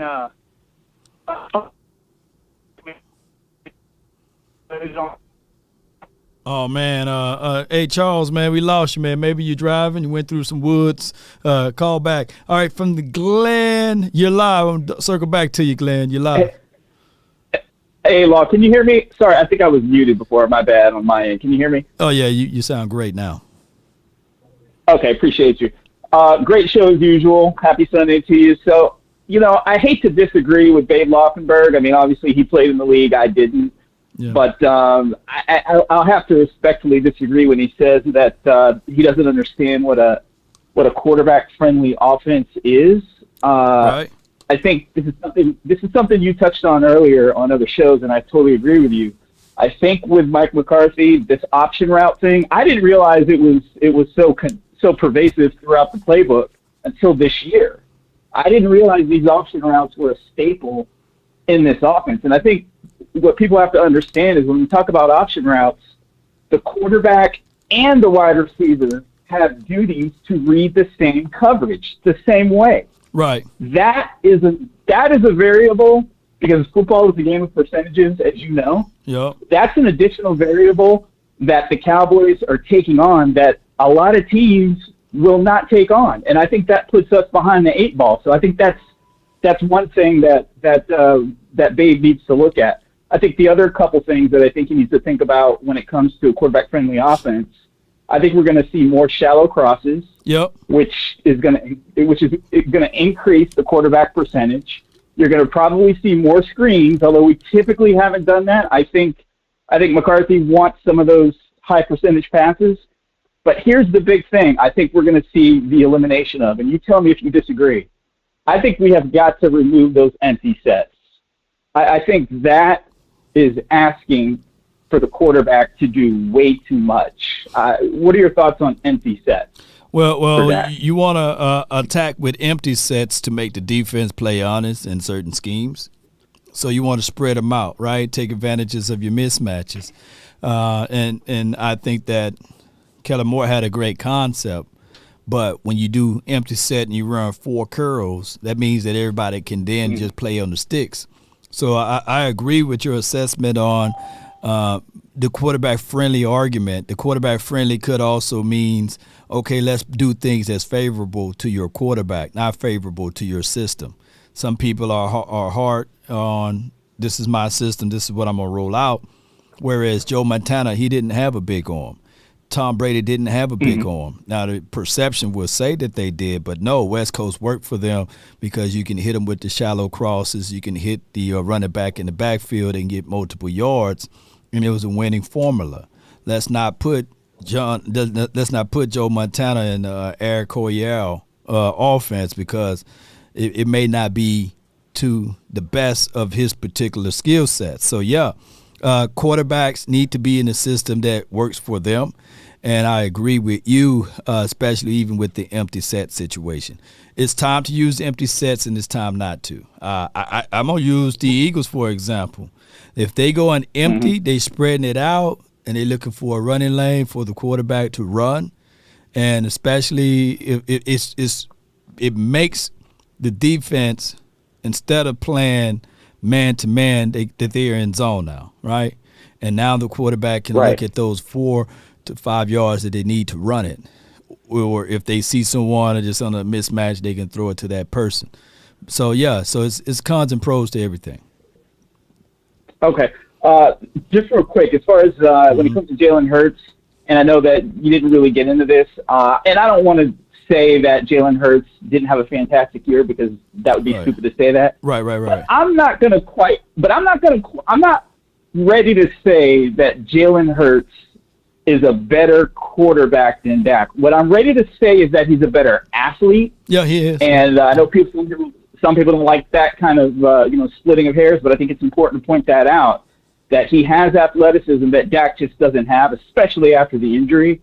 But I want to see more before I'm ready to say that Jalen's a better quarterback. One more thing, Law, and I'll get off the horn because I want to get your thoughts on this. The one last thing that I do think McCarthy needs to get with Dak on is, listen, if you don't see anything open and you can't run out of harm's way, throw the ball away. Yeah. I think that's the one thing I don't think I saw enough of out of Dak, is just to launch it into that third row, because frankly, on those picks, if he just throws the ball away, nobody would be killing him for that, because sometimes you get so committed to throwing a pass that you think you have to throw it. Just throw it away and we'll punt. That's not a bad play sometimes. And I'll take your thoughts off the line. Thanks, no doubt, man. Appreciate you, man. Good call from him. Yeah, I mean, everybody love comps, man. Everybody love comparables, which you got to prove it on the field multiple years, man. Who remember Harold Miner? What was his nickname? His name was Baby Jordan, right? And we all know that at the end of his career, when the sun set, he was far apart from being Baby Jordan than east is to west. So a lot of times people will look at a certain skill set, they will look at this and they say, hey, Harold Miner, man, he won the slam dunk contest back in 93, 95. No one can say that he was trash and these sorts of things. And then he became, Pac-10 Player of the Year, 92, and a whole bunch of other stuff, man. So before that time frame. But we'll look at it like this, ladies and gentlemen. Everybody have their comps. Everybody have their expectations of a player.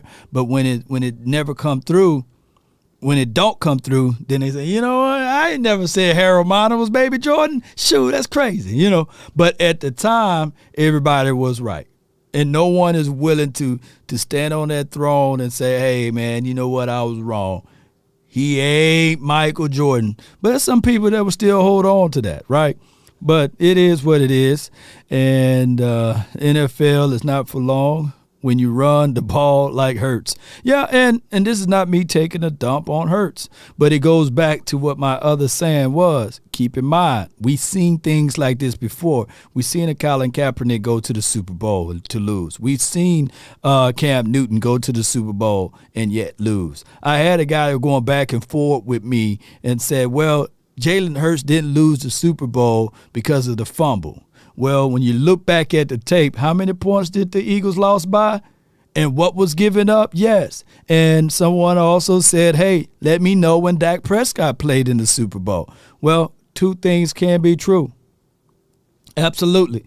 My flex is not to say, hey, man, this dude is a Super Bowl and he been in the Super Bowl, meaning that he's better. No, that's not a flex because he lost. No, that's not a flex because our team haven't even made it close to the Super Bowl.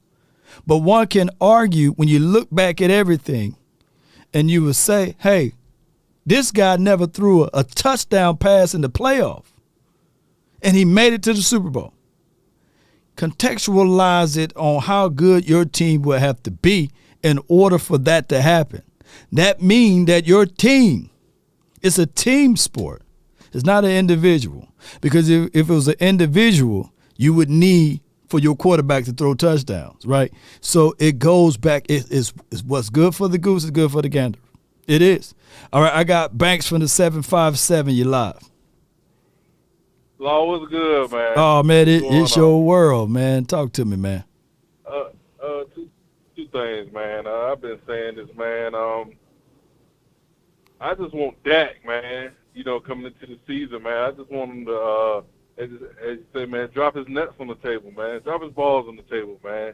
When it comes to, hey, what I'm saying, changing the play, like we go back, you played it, a couple times when Coop talked about how Kellen called a play and Coop was like, again? Yeah. Like, what I'm saying, they switched it up, you know what I mean? So you see they sitting on these routes, and what I'm saying, the same players coming in, which I know is Mike McCarthy's offense now, but I'm just saying, if something like that happens, hey, man, go off schedule. Change, call the audible. Go off schedule with a play call, you know what I mean? Yeah. I just want him to, be that type of quarterback, you know what I'm saying? And I know he hasn't been that, but just be the off-schedule quarterback, hey, it's okay to switch it up. If they see, you might see something that they don't see you out there on the field, so. Yeah, and they should see it. And also, man, I would like for us, if we could get,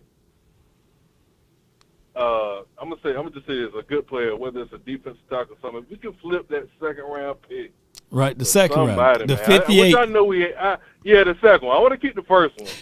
But if we can flip that second one, man, because something about that second-round pick outside of Diggs, these past few seasons, these prior seasons, man, it's like it's been a thorn, man. It's like that position, they just want to go reach when they don't have to reach, Instead of going best player on the board, they wouldn't go get a Tristan Hill. They wouldn't get a Kelvin Joseph. Guys like that, man. And look, I'd rather for them to just get rid of him, man. Yeah. Well. At the same breath, the Cowboys in the first earlier rounds, they've been doing pretty good. And yes, Tristan Hill. See, here's the difference, though. Critics, pundits, 4-letter, 3-letter networks, and of course us fans, we remember our downfalls in the draft, right?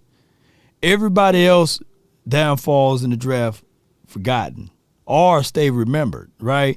And that's the only thing by us being polarizing is that everybody remember our pitfalls. They whisper our success and they yell and shout out our pitfalls, our shortcomings.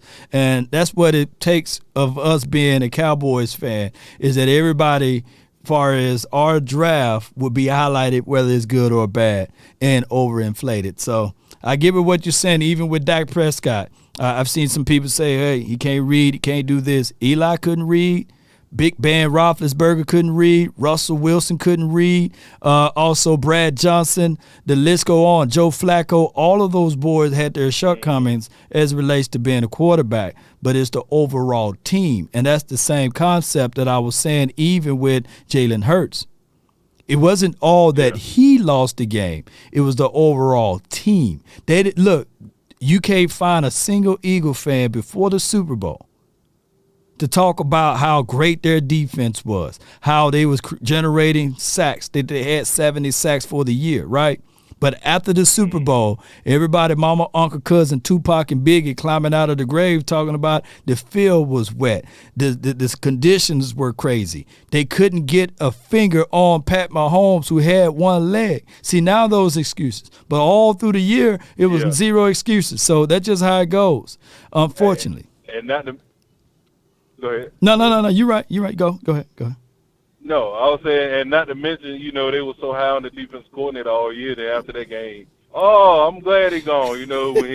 When he came head coach of the Cardinals. I'm glad he gone. Yeah. He needs to go. Yeah. I'm like, really? Yeah. You love him, then you hate him again. You know what I'm saying? And now you hate him. So he was all love when they talking about 70 sacks, and I got 5 guys with 10+ sacks on that front, and they couldn't put a finger on a man with one leg. And last I checked, it wasn't like they played the Super Bowl. Did they play the Super Bowl in Kansas City? Yeah. Where was that Super Bowl at? Man, help me out. Where was that Super Bowl at? Arizona. It was in Arizona, so it's not like they played the Super Bowl in Kansas.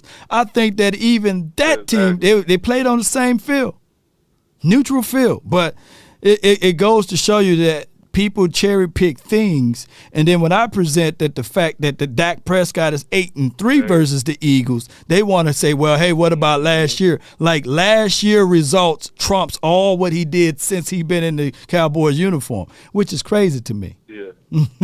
I told some Eagles guys, man, I said, look, man, the Cowboys put the blueprint on the Eagles. Yeah. That game we played them, and Dak put up 40 on them. Right. The vaunted Eagles defense, you know what I mean? Yeah. It's like, and I guarantee you, the Chiefs went back and looked at that film. Of course, they had plenty of time. I'm quite sure they went, through all the season, but I know they most definitely went back and looked at that game with Cowboys versus Eagles, what we did to that defense, and, implanted in their game plan for the Super Bowl. Yep. You know what I'm saying? It might not look exactly the same, they went off that who to attack, where to attack on that field. Hey, we put it out there. After that, the Eagles fans were crying, oh, my God, that put up 40 on us. Was that a home game or away game? My mind leaking me, man. Was that a home game or away game when you put up 40? It was a home game. Home game for us? Okay, so yeah. Yeah, home game for us. So it is what it is. Okay, appreciate you, though, for calling in, fam. Yeah. All right, love. No doubt, man. I can't wait. So if the field is neutral, we'll put up 40. If the field is at our home, we'll put up 40. And if the field is their home, we'll put up 30. That's just how it goes. And granted, they're a good team. They're a good team. They pounced on the opportunity. They took it, ran off with the plug with it. Granted, the Niners been an Achilles heel in our side, a thorn in our side. But here's the thing. People will weigh heavy on us losing to the Niners when a 2-time MVP, back-to-back, one of the greatest throwers of the ball, couldn't beat that same team called the 49ers, and his name was Aaron Rodgers, right? You see, Aaron can lose to the Niners, and not a soul will remember that, bring it back up, spread it all around, and put it all in your faces or what have you, with the number 1 seed.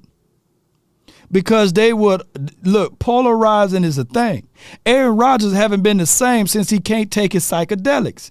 Psychedelics and Aaron Rodgers, shoot. That man back-to-back MVPs, man. But since they took the psychedelics away, Aaron Rodgers is just looking like To Catch a Predator, just going back and forth on that dude that was a punt kicker, whatever his name show. I forgot the name of the show. I ain't trying to sell it to man, but he's on that guy's show. You know what I'm saying? Once a week, spilling out all of his feelings. But the reality of it, he's been choking for 13 years. But if Shoe was on the other end, come on, y'all. A McCaffrey show, I think that's his name, Pat McCaffrey. So it is what it is. It is what it is. All right, I got my guy for the 206. You're live. What up, Law? Nothing much, man. Holla at me. Man, I just got to doing that Runyon Canyon. I'm like, whoop. The hike, man. Yeah. That's a killer. Yeah. But I'm listening to the show, Law. And for the Cowboy fans, man, y'all be coming on here. It's just unbelievable, Law. Law, you just did a knockout punch of what you just brought up to the people. For some reason, but the Cowboys fans just like the media. They just like to talk about them. Hey, we just got to live with a Cowboy fan. If we wanted 15, they still gonna bring us up. Right. It doesn't matter. It doesn't matter, Law. It doesn't matter. Because, like you just said, Aaron Rodgers lose, can't hear something, don't hear nothing. Yeah. Tom Brady lose, don't hear nothing. The quarterback from Buffalo, Pat McAfee show. Yeah. I said McCaffrey show. Montana. Pat McAfee show. Yeah. Keep going. Hey, keep going. the quarterback from Buffalo gonna be the next great quarterback in the world. Ain't won nothing, never. Right. Don't say nothing. The only one quarterback they always talking about is Dak Prescott. Oh yeah. Unbelievable. The man did a 20 touchdowns, 4 interceptions. That was the right way how you play him.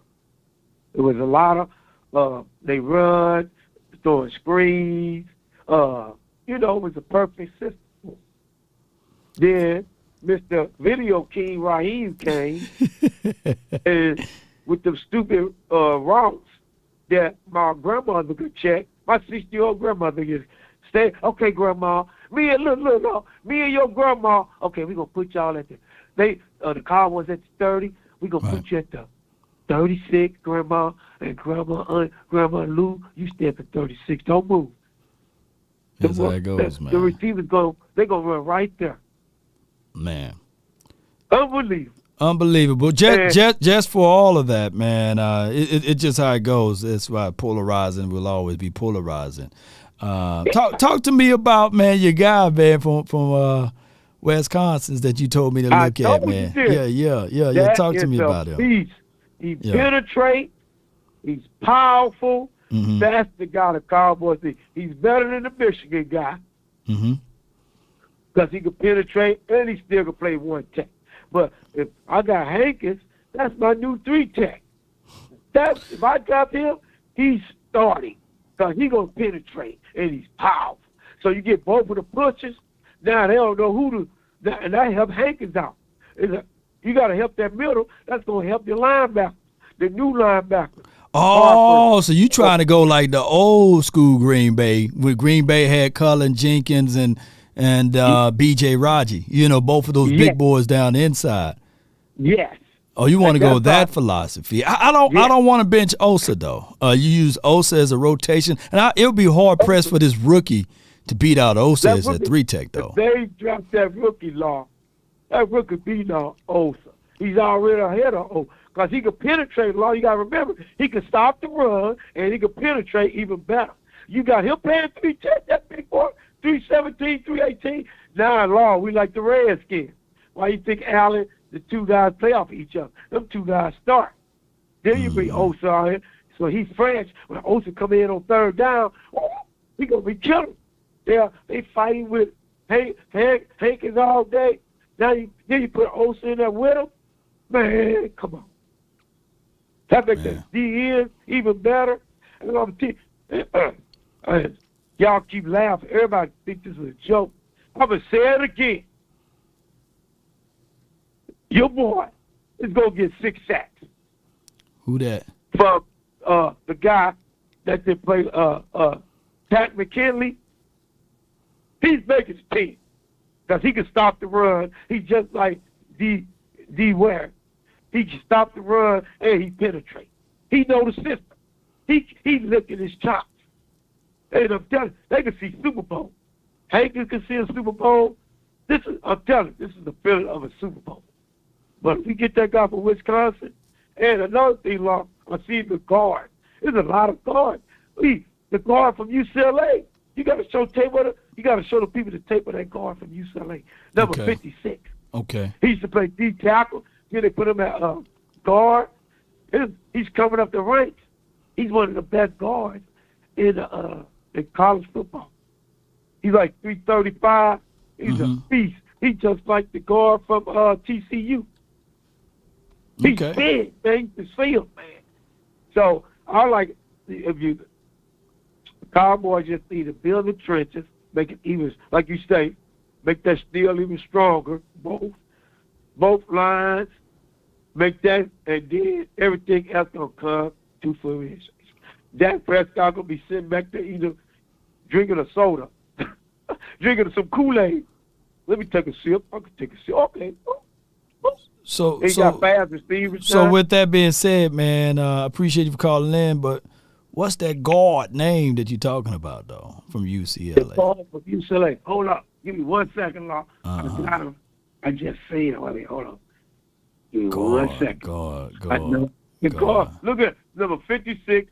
They just talking. Man, his guard's a big old guard. Let me see. The UCLA guard.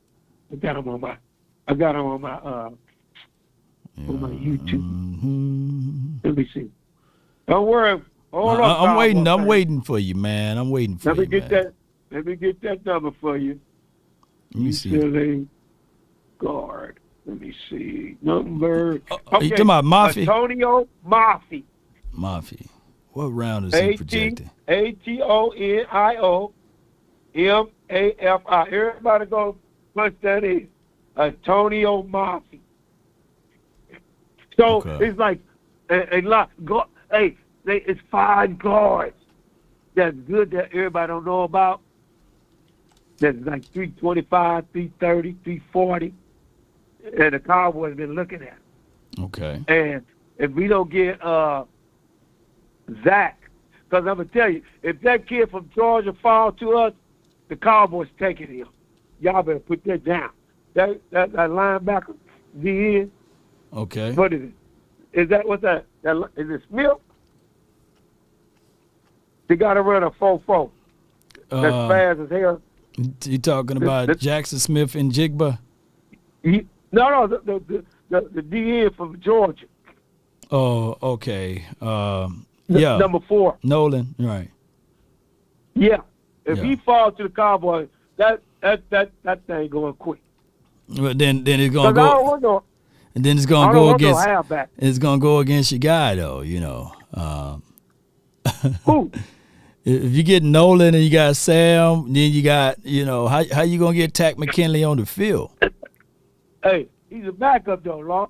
You know they run rotation.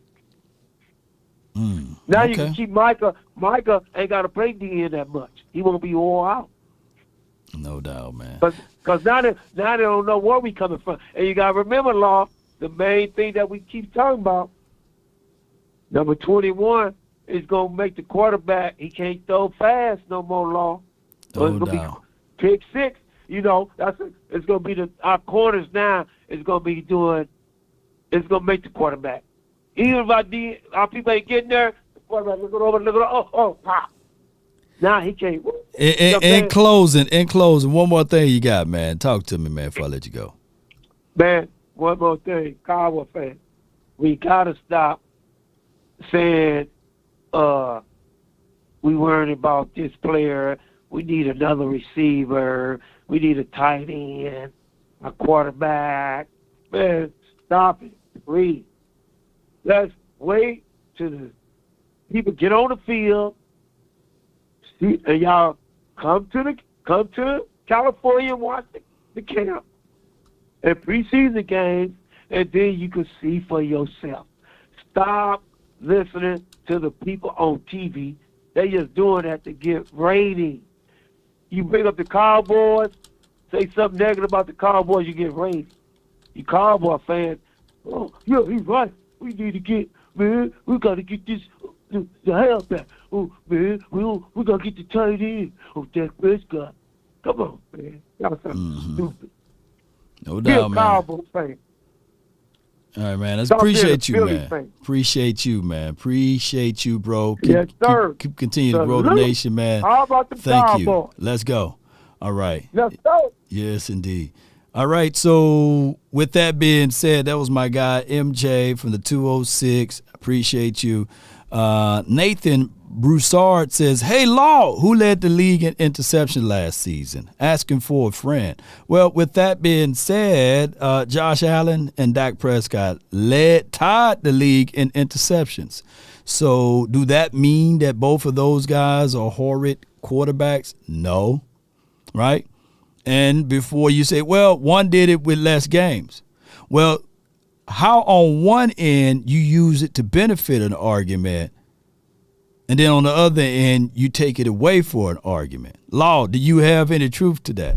Well, last season, when we talked about quarterbacks and things like that, and we talked about touchdowns and everything, you guys clearly was like, hey, he threw for 37 touchdowns. Well, he played one less game than the other guy who threw for 37 too.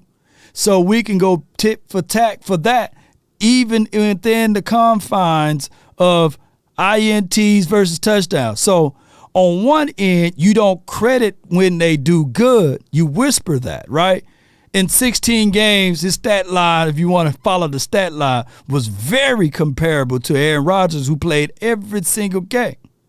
So now that it is such a beneficial to say, well, hey, this quarterback, he threw it more in less games. Now you want to highlight that. It don't go that way. Because 20 years from now, it would still be, hey, Josh Allen in the year 2022, and Dak Prescott threw the same amount of interceptions, right? So you got to start saying, well, hey, Dak Prescott tied the league in INTs. He didn't lead, he tied. So you got to do it both ways. You can't only, that's what we call cherry picking stats. You see what I'm saying? That's what we call cherry picking it to fit a narrative. So you got to throw out the whole, you got to put in the whole thing instead of, you got to start using empirical facts, empirical data, not anecdotal, right? So that's how it is in the law world, the universe world, right? So on top of that, yeah, Brett Favre was a major risk taker. Yes, indeed. Yeah, he also, you know, I think got an unbelievable touchdown to interception situation. Now, when we look at everything, I rest my case. So it is what it is. So a lot of people leave out things to highlight what their argument is and to also highlight what the other argument is, which is cool. I understand, right? I understand.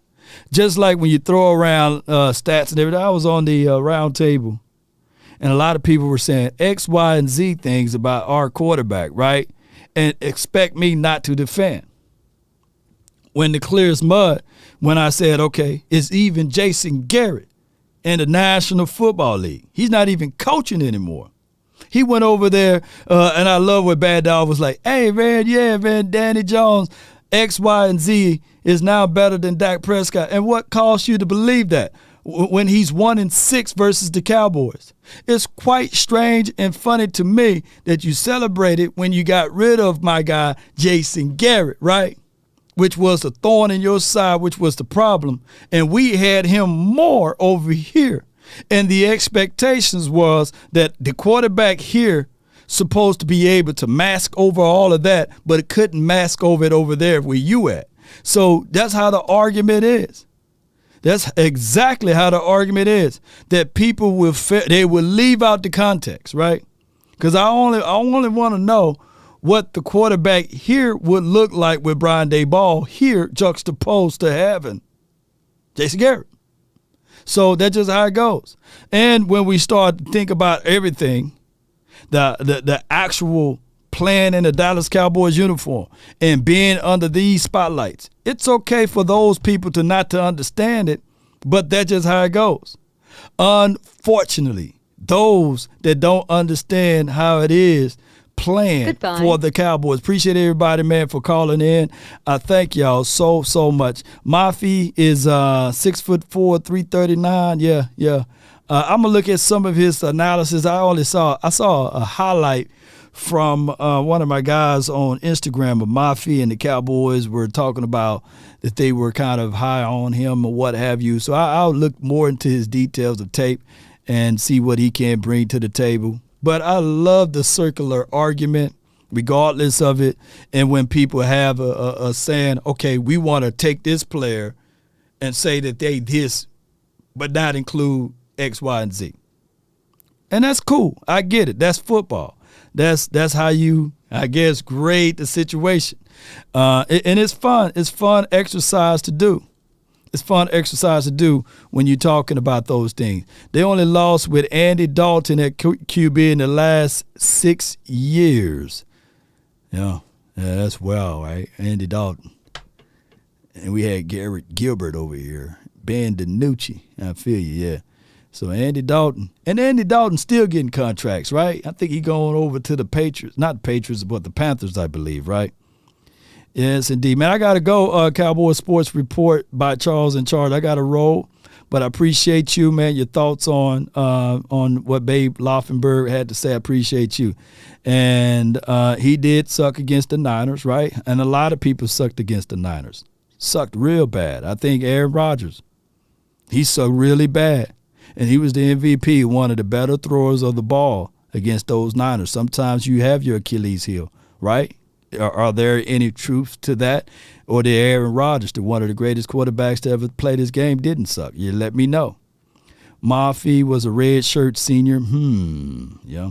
And I'm going to look into some more details, and I'll have that all out for you guys on Mafi. So if you guys going to have and present the argument, you know you can't present the argument with me. You know, you're going to have to bring forth the full array of information when you present the argument.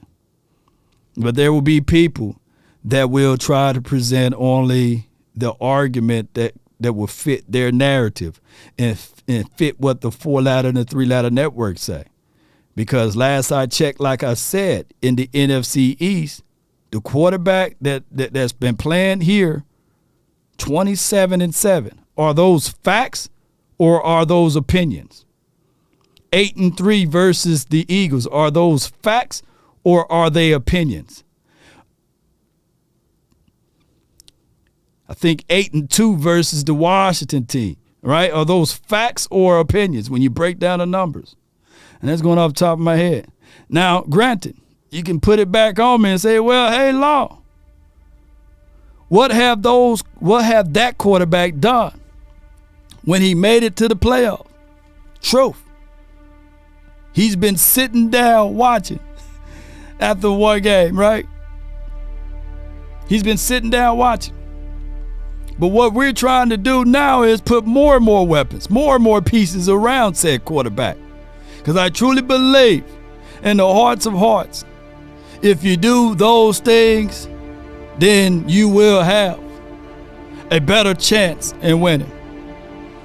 Even when you get rid of said quarterback down the line, will you have more and more pieces? Right? It's quite strange to me that people will say for the Eagles, since 2000, they have won more playoff games, etc. Now they are 1-3 in the Super Bowl. Shout out to them for winning, by the way. But don't that obscure the numbers when we only been in a playoff situation and won 4 since 2000 or somewhere along that way, and the team that been there the most haven't caught up with us? That's bad flexing, really, when you think about it. You won and you got more and more opportunities, more chances, and you didn't do anything with it. But one time, you had her over the house for multiple times, and you only squeezed one time out of it. That ratio is terrible when you really contextualize it. Nevertheless, people will believe what they want to believe. Weird flex on things that they want to flex on. And they will say what you got is old and busted and disgusting. They will try to paint a picture that what you got, no one wants. But the same thing that you got are the things that they wish that they had. I don't know what it feels like losing at the Super Bowl. I don't know what it feels like being in those type of situations. We do know how it feels not going. So we're going to make sure that we fight to get back to those things. What we've been doing 27 years ago. Meaning that we are die-hard Cowboy fans, win, lose, or draw. And only a fool will say, how about those Cowboys, and will agree with the Eagles, the Washington team, and the Giants. When they have not surpassed us, I want somebody that's hot with us, not lukewarm or cold. I want somebody that's willing to be in the trenches with me, not a mole. And we got plenty of front-runner Cowboy fans that's molds around here. Stale bread, moldy bread. You can't do anything with it. I want the die-hard fans that we locked in, win, lose, or draw, that's willing to ride or die with us. And when you say you're DC for life, you ain't looking around your shoulder. You ain't switching sides. It's to the death of all of those thinkings. But this modern day society wants you to identify yourself as something that you're not. And they think it's okay. See, a lot of you all are Eagles fans that jump over here and identify yourself as Cowboys. As backwards as that sound, that's how this world is now. A lot of you all are Washington fans and you try to identify yourself as Cowboys. A lot of y'all are Giants fans and you try to identify yourself as Cowboys. But when it's time to pull it out and when it's time to get it in, we see who you are. We see that you ain't willing to be in the fire with us. You ain't willing to grow with us. You ain't willing to roll with us. So all of y'all fake and phony over there. But I got my real ones with me, baby. I got my ride or dies right here. Let me rewind the music for those who don't understand. That you cut through us, you won't see green. And when you cut through us, you won't say left hand up. There won't be no maroon. There won't be none of that mustard crazy color coming out of us. There won't be none of that fake and phony blue that the Giants got. But when you cut us, yes, my fourfold's gonna make sure all your kids won't grow, right? Yeah, we gonna throw them hands. But you also gonna see silver and blue coming out of the body. And yes, there's no point of return when you pull up on us, baby, because we are the real ones. No one can talk and walk it like we do. That's why y'all come here for the feeling and the satisfaction of the real stuff. Can't no one can talk like us over here and roll with us. They all imitated, wanted to be like us, imitated but never duplicated. Write that down. And if you want a thing bad enough to go out there and fight for it, to work day and night for it, to give up your time, your peace and your sleep, and all the desires of it, makes you quite mad enough that you don't get tired of it. And it makes you hold everything tawdry and cheap. If life itself seems empty and useless without it, and all that you scheme and dream is about it, if you are glad to go out there and sweat for it, fret for it, and plan for it, and lose all terror of your mind for it, if you will simply go after the thing you want with all of your capacity, strength and scarcity, with faith, hope, and confidence and stern pertinacity, if neither cold, poverty, or famine, or fame, or sickness of your body or brain can turn you away from the thing you want, it don't matter if they throw you in a fiery furnace. If dogged and grim and besieged and besetting, even if they try to throw law into there, look, when you open your eyes, they say, hey, I thought it was just law in there, man. It's multitudes of other people in there. The nation is strong, baby. Yes. I had someone to reach out and said there's only one nation, and that was the Raiders nation. And they didn't understand the word nation mean a group of people that have like-minded, similar thought tracks that taken over a region or a territory.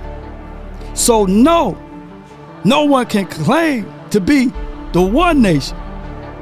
But there is a Cowboy nation No matter where we go, we cover the four corners of this multiverse or universe, if you want to say it that way. I can pull up and do a show in California. We will have Cowboy Nations there. I can do a show in Texas. We will have Cowboy Nation there.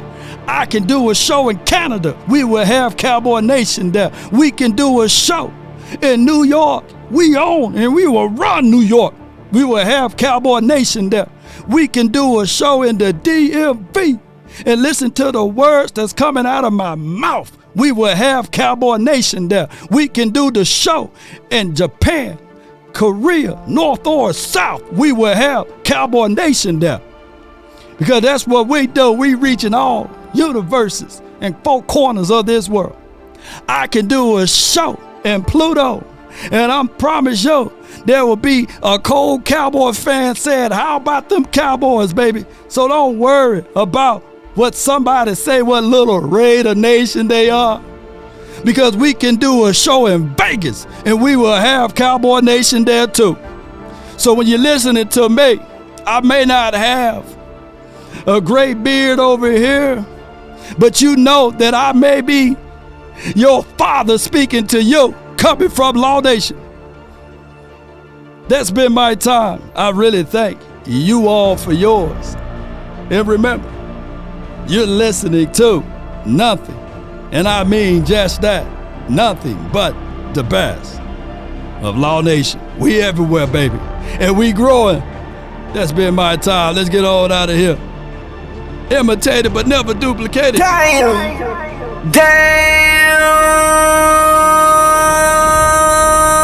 Yeah. Whoa! Give me my theme music.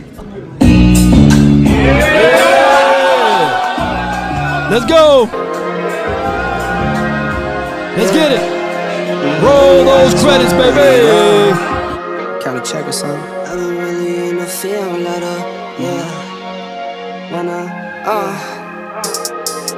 I've been really in the field, lot of rush, I love the feel. Lately, I just wanna run it up. Don't need no deals, I make the deal. Have to take it to a meal. Lately, Jay Lombardi, Washington, too cool for school. Brad Day, Coach Mar. Let's get it. Lately, I just wanna run it up. Let's go. Count that too, count it up. Lately, I just wanna run it up. Need them ones, I need them fives, need them tens, I need that change. To the safe, got blues inside. Hey. Greens and pinks, it's all the same. I still save and roll my change. Take some losses when I play. Charge it to the game. I'm with L, yeah, I'm with T Black, I'm with Reverend now. Hey. I'm with Bay, yeah, I'm with Jay, yeah, I'm with Chuck and now. Still the same, now switching sides, now it's about loyalty. Come on. You switch sides off for the bag, and that's worth more to me. I mix Nike with designer, I experiment. You just rock what's on the shelf, and I'm not feeling it. Search for the one, but baby girl, it's nothing real as this. Can't trust a soul, I keep a hammer. Call it to the jet. I've been really in the field, love the rush, I love the feel. Lately, I just wanna run it up. Don't need no deals, I make the deal. Have to take it to a meal. Lately, I just wanna run it up. Yeah. Hey. Oh. Kinda check a song. Lately, I just wanna run it up. Count that too, count it up, count it up. Lately, I just wanna run it up. Yeah. I just be off the dome. Hey. I never own no chrome. Come on. Too many foes and clothes. Hey. Yeah. I be at home alone. I be in zones alone. I be on road alone. Yeah. I've been really in the field. Love the rush, I love the feel. Lately, I just wanna run it up. Don't need no deals, I make the deal. I have to take it to a meal. Lately, I just wanna run it up. Yeah. Simply because you don't have evidence that Kinda check the song. does not mean that you have evidence that something doesn't fit. Come on. Count that too, count it up, count it up. Lately, I just wanna run it up. Appreciate everybody. If I offended anyone, charge it to my head, not my heart. Let's get on up out of here. Don't you know what? It hit me. When you watch the movie 300, when they played this clip right here. Spartans, prepare for glory. The barbarians and all of the other people said, hey man, the Persians, they figured us out. we've been compromised. We outnumbered. We about to die, man. Let's retreat. Let's get away. Let's fold up like wallets in lawn chairs. But he told his troops, Spartans, prepare for glory. that means win, lose, or draw, they was going to fight it out, man. And a third of you guys are the type of people that when they heard that news from the barbarians or whoever it was that was coming in, letting them know that, hey, man, hey, the Persians about to come, dog. You know what I'm saying? Let's roll, man. Let's switch sides, man. Let's put on the Eagles uniform. Let's put on the Washington uniform. Let's put on the Giants uniform. Let's go put on the Kansas City Chiefs uniform. You know, that's a few of you guys right there, you know, was ready to roll up out of there and not willing to fight when Terrence Steele went down, or when the quarterback broke his thumb, or when the running back went down, or when we had these injuries and slew of other problems that went on with the Cowboys organization and franchise. Y'all was ready to fold up like a wallet or a lawn chair. The real ones was sitting here still and ready to fight. And let me hear it one more time, baby. Spartans, prepare for glory. Spartans, what is your profession? Let's get it.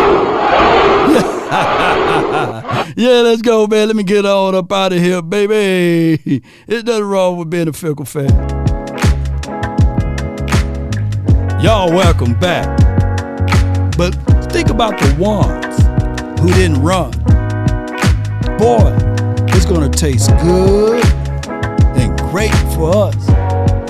Because we ride or die around here, baby. Let's go. We out. Yup.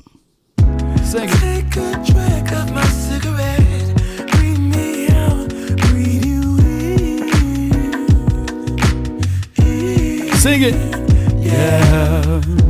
Take a bite of my burger, babe. Save the last bite for you. And you. For you. My guy Uncle Charles in the house, baby. I didn't hear Uncle Charles. Man, Uncle Charles, you got to call in tomorrow now. Know it's dangerous to go alone. Don't let the street lights hit you. Can I be your Player two, I follow. wherever you go, whatever you do? Play it too. Watch that light come through. There we go. 7 years of perfect love. 7 more and love. Sharing is caring. Appreciate y'all, man. Love y'all. Another one. I think you was the one I loved. 7 wonders all in one. All in one. Don't let the street lights hit you all alone. You know it's dangerous. Come on. To go alone. Don't let the street lights hit you.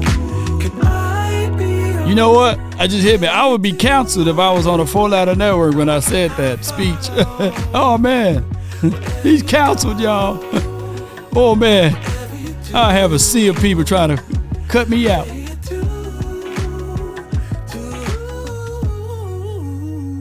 Come on. But y'all still got my back, right? Y'all wouldn't counsel me, man. I know y'all would not counsel me, though, right? Y'all love the truth. I'm like that friend that's gonna tell you, man, your breath a little hot, man. You need a little stick of gum or something, you know? Got an eye booger, man. Rub that out, man. Ashaniqua finna holler at you, man. She like you. Got something in your teeth. Put it like this. Would you prefer to have that person to see you and see the eye booger, right? And not tell you? Or would you prefer someone to say, hey, man, hey, you got an eye booger, man. You got that eye booger, man. Hey, you got a little mustard on your shirt before you go to the interview, man. Wash it out. Wash it out. Hey, got something in between your teeth, man. You have to. be your biggest fan. Do like that, dog. You get it out. Okay, appreciate you. Or you would rather have someone that see all of that and allow you to go with life without telling you. Come on. And that's what I've been saying about Dak Prescott. But people will only hear the positive things. I said I want Dak Prescott, man. He got to have that little dog in him a little bit, man. 2nd and 2, empty. He do. He got to go grab that one. Come on, man. We ain't going to be able to win with James Washington being our only acquisition. Right? Man, I like Noah Brown, but we got to get better in that spot. Those are things that I try to bring to the table that the 4-letter, the 3-letter network will not say. Because you don't know who you're going to meet. Come on, man. I like T.Y., but that's a long tooth. He didn't have OTAs, training camp. Yeah, he might give us a little splashes here and there. We got to get better than that. The whole conversational piece, even with Michael Gallup, I like Michael. He coming off of an ACL tear on a short week. He ain't gonna bring that to the table every week, y'all. Kellen Moore is a brilliant guy, but he got some things that he's still learning. Those are things that I bring to the table. See, they ain't gonna say that on the networks. They gonna say Kellen Moore is only brilliant. He can walk on water. No, hook routes will not win you games. You got to have strategy, concepts, schemes put into place. Come on, y'all. Shout out to Uncle Charles again.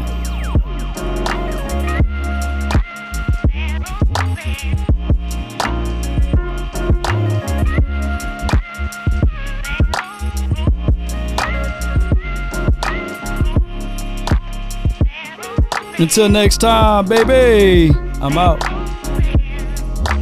Loud food says, in desire, you see only the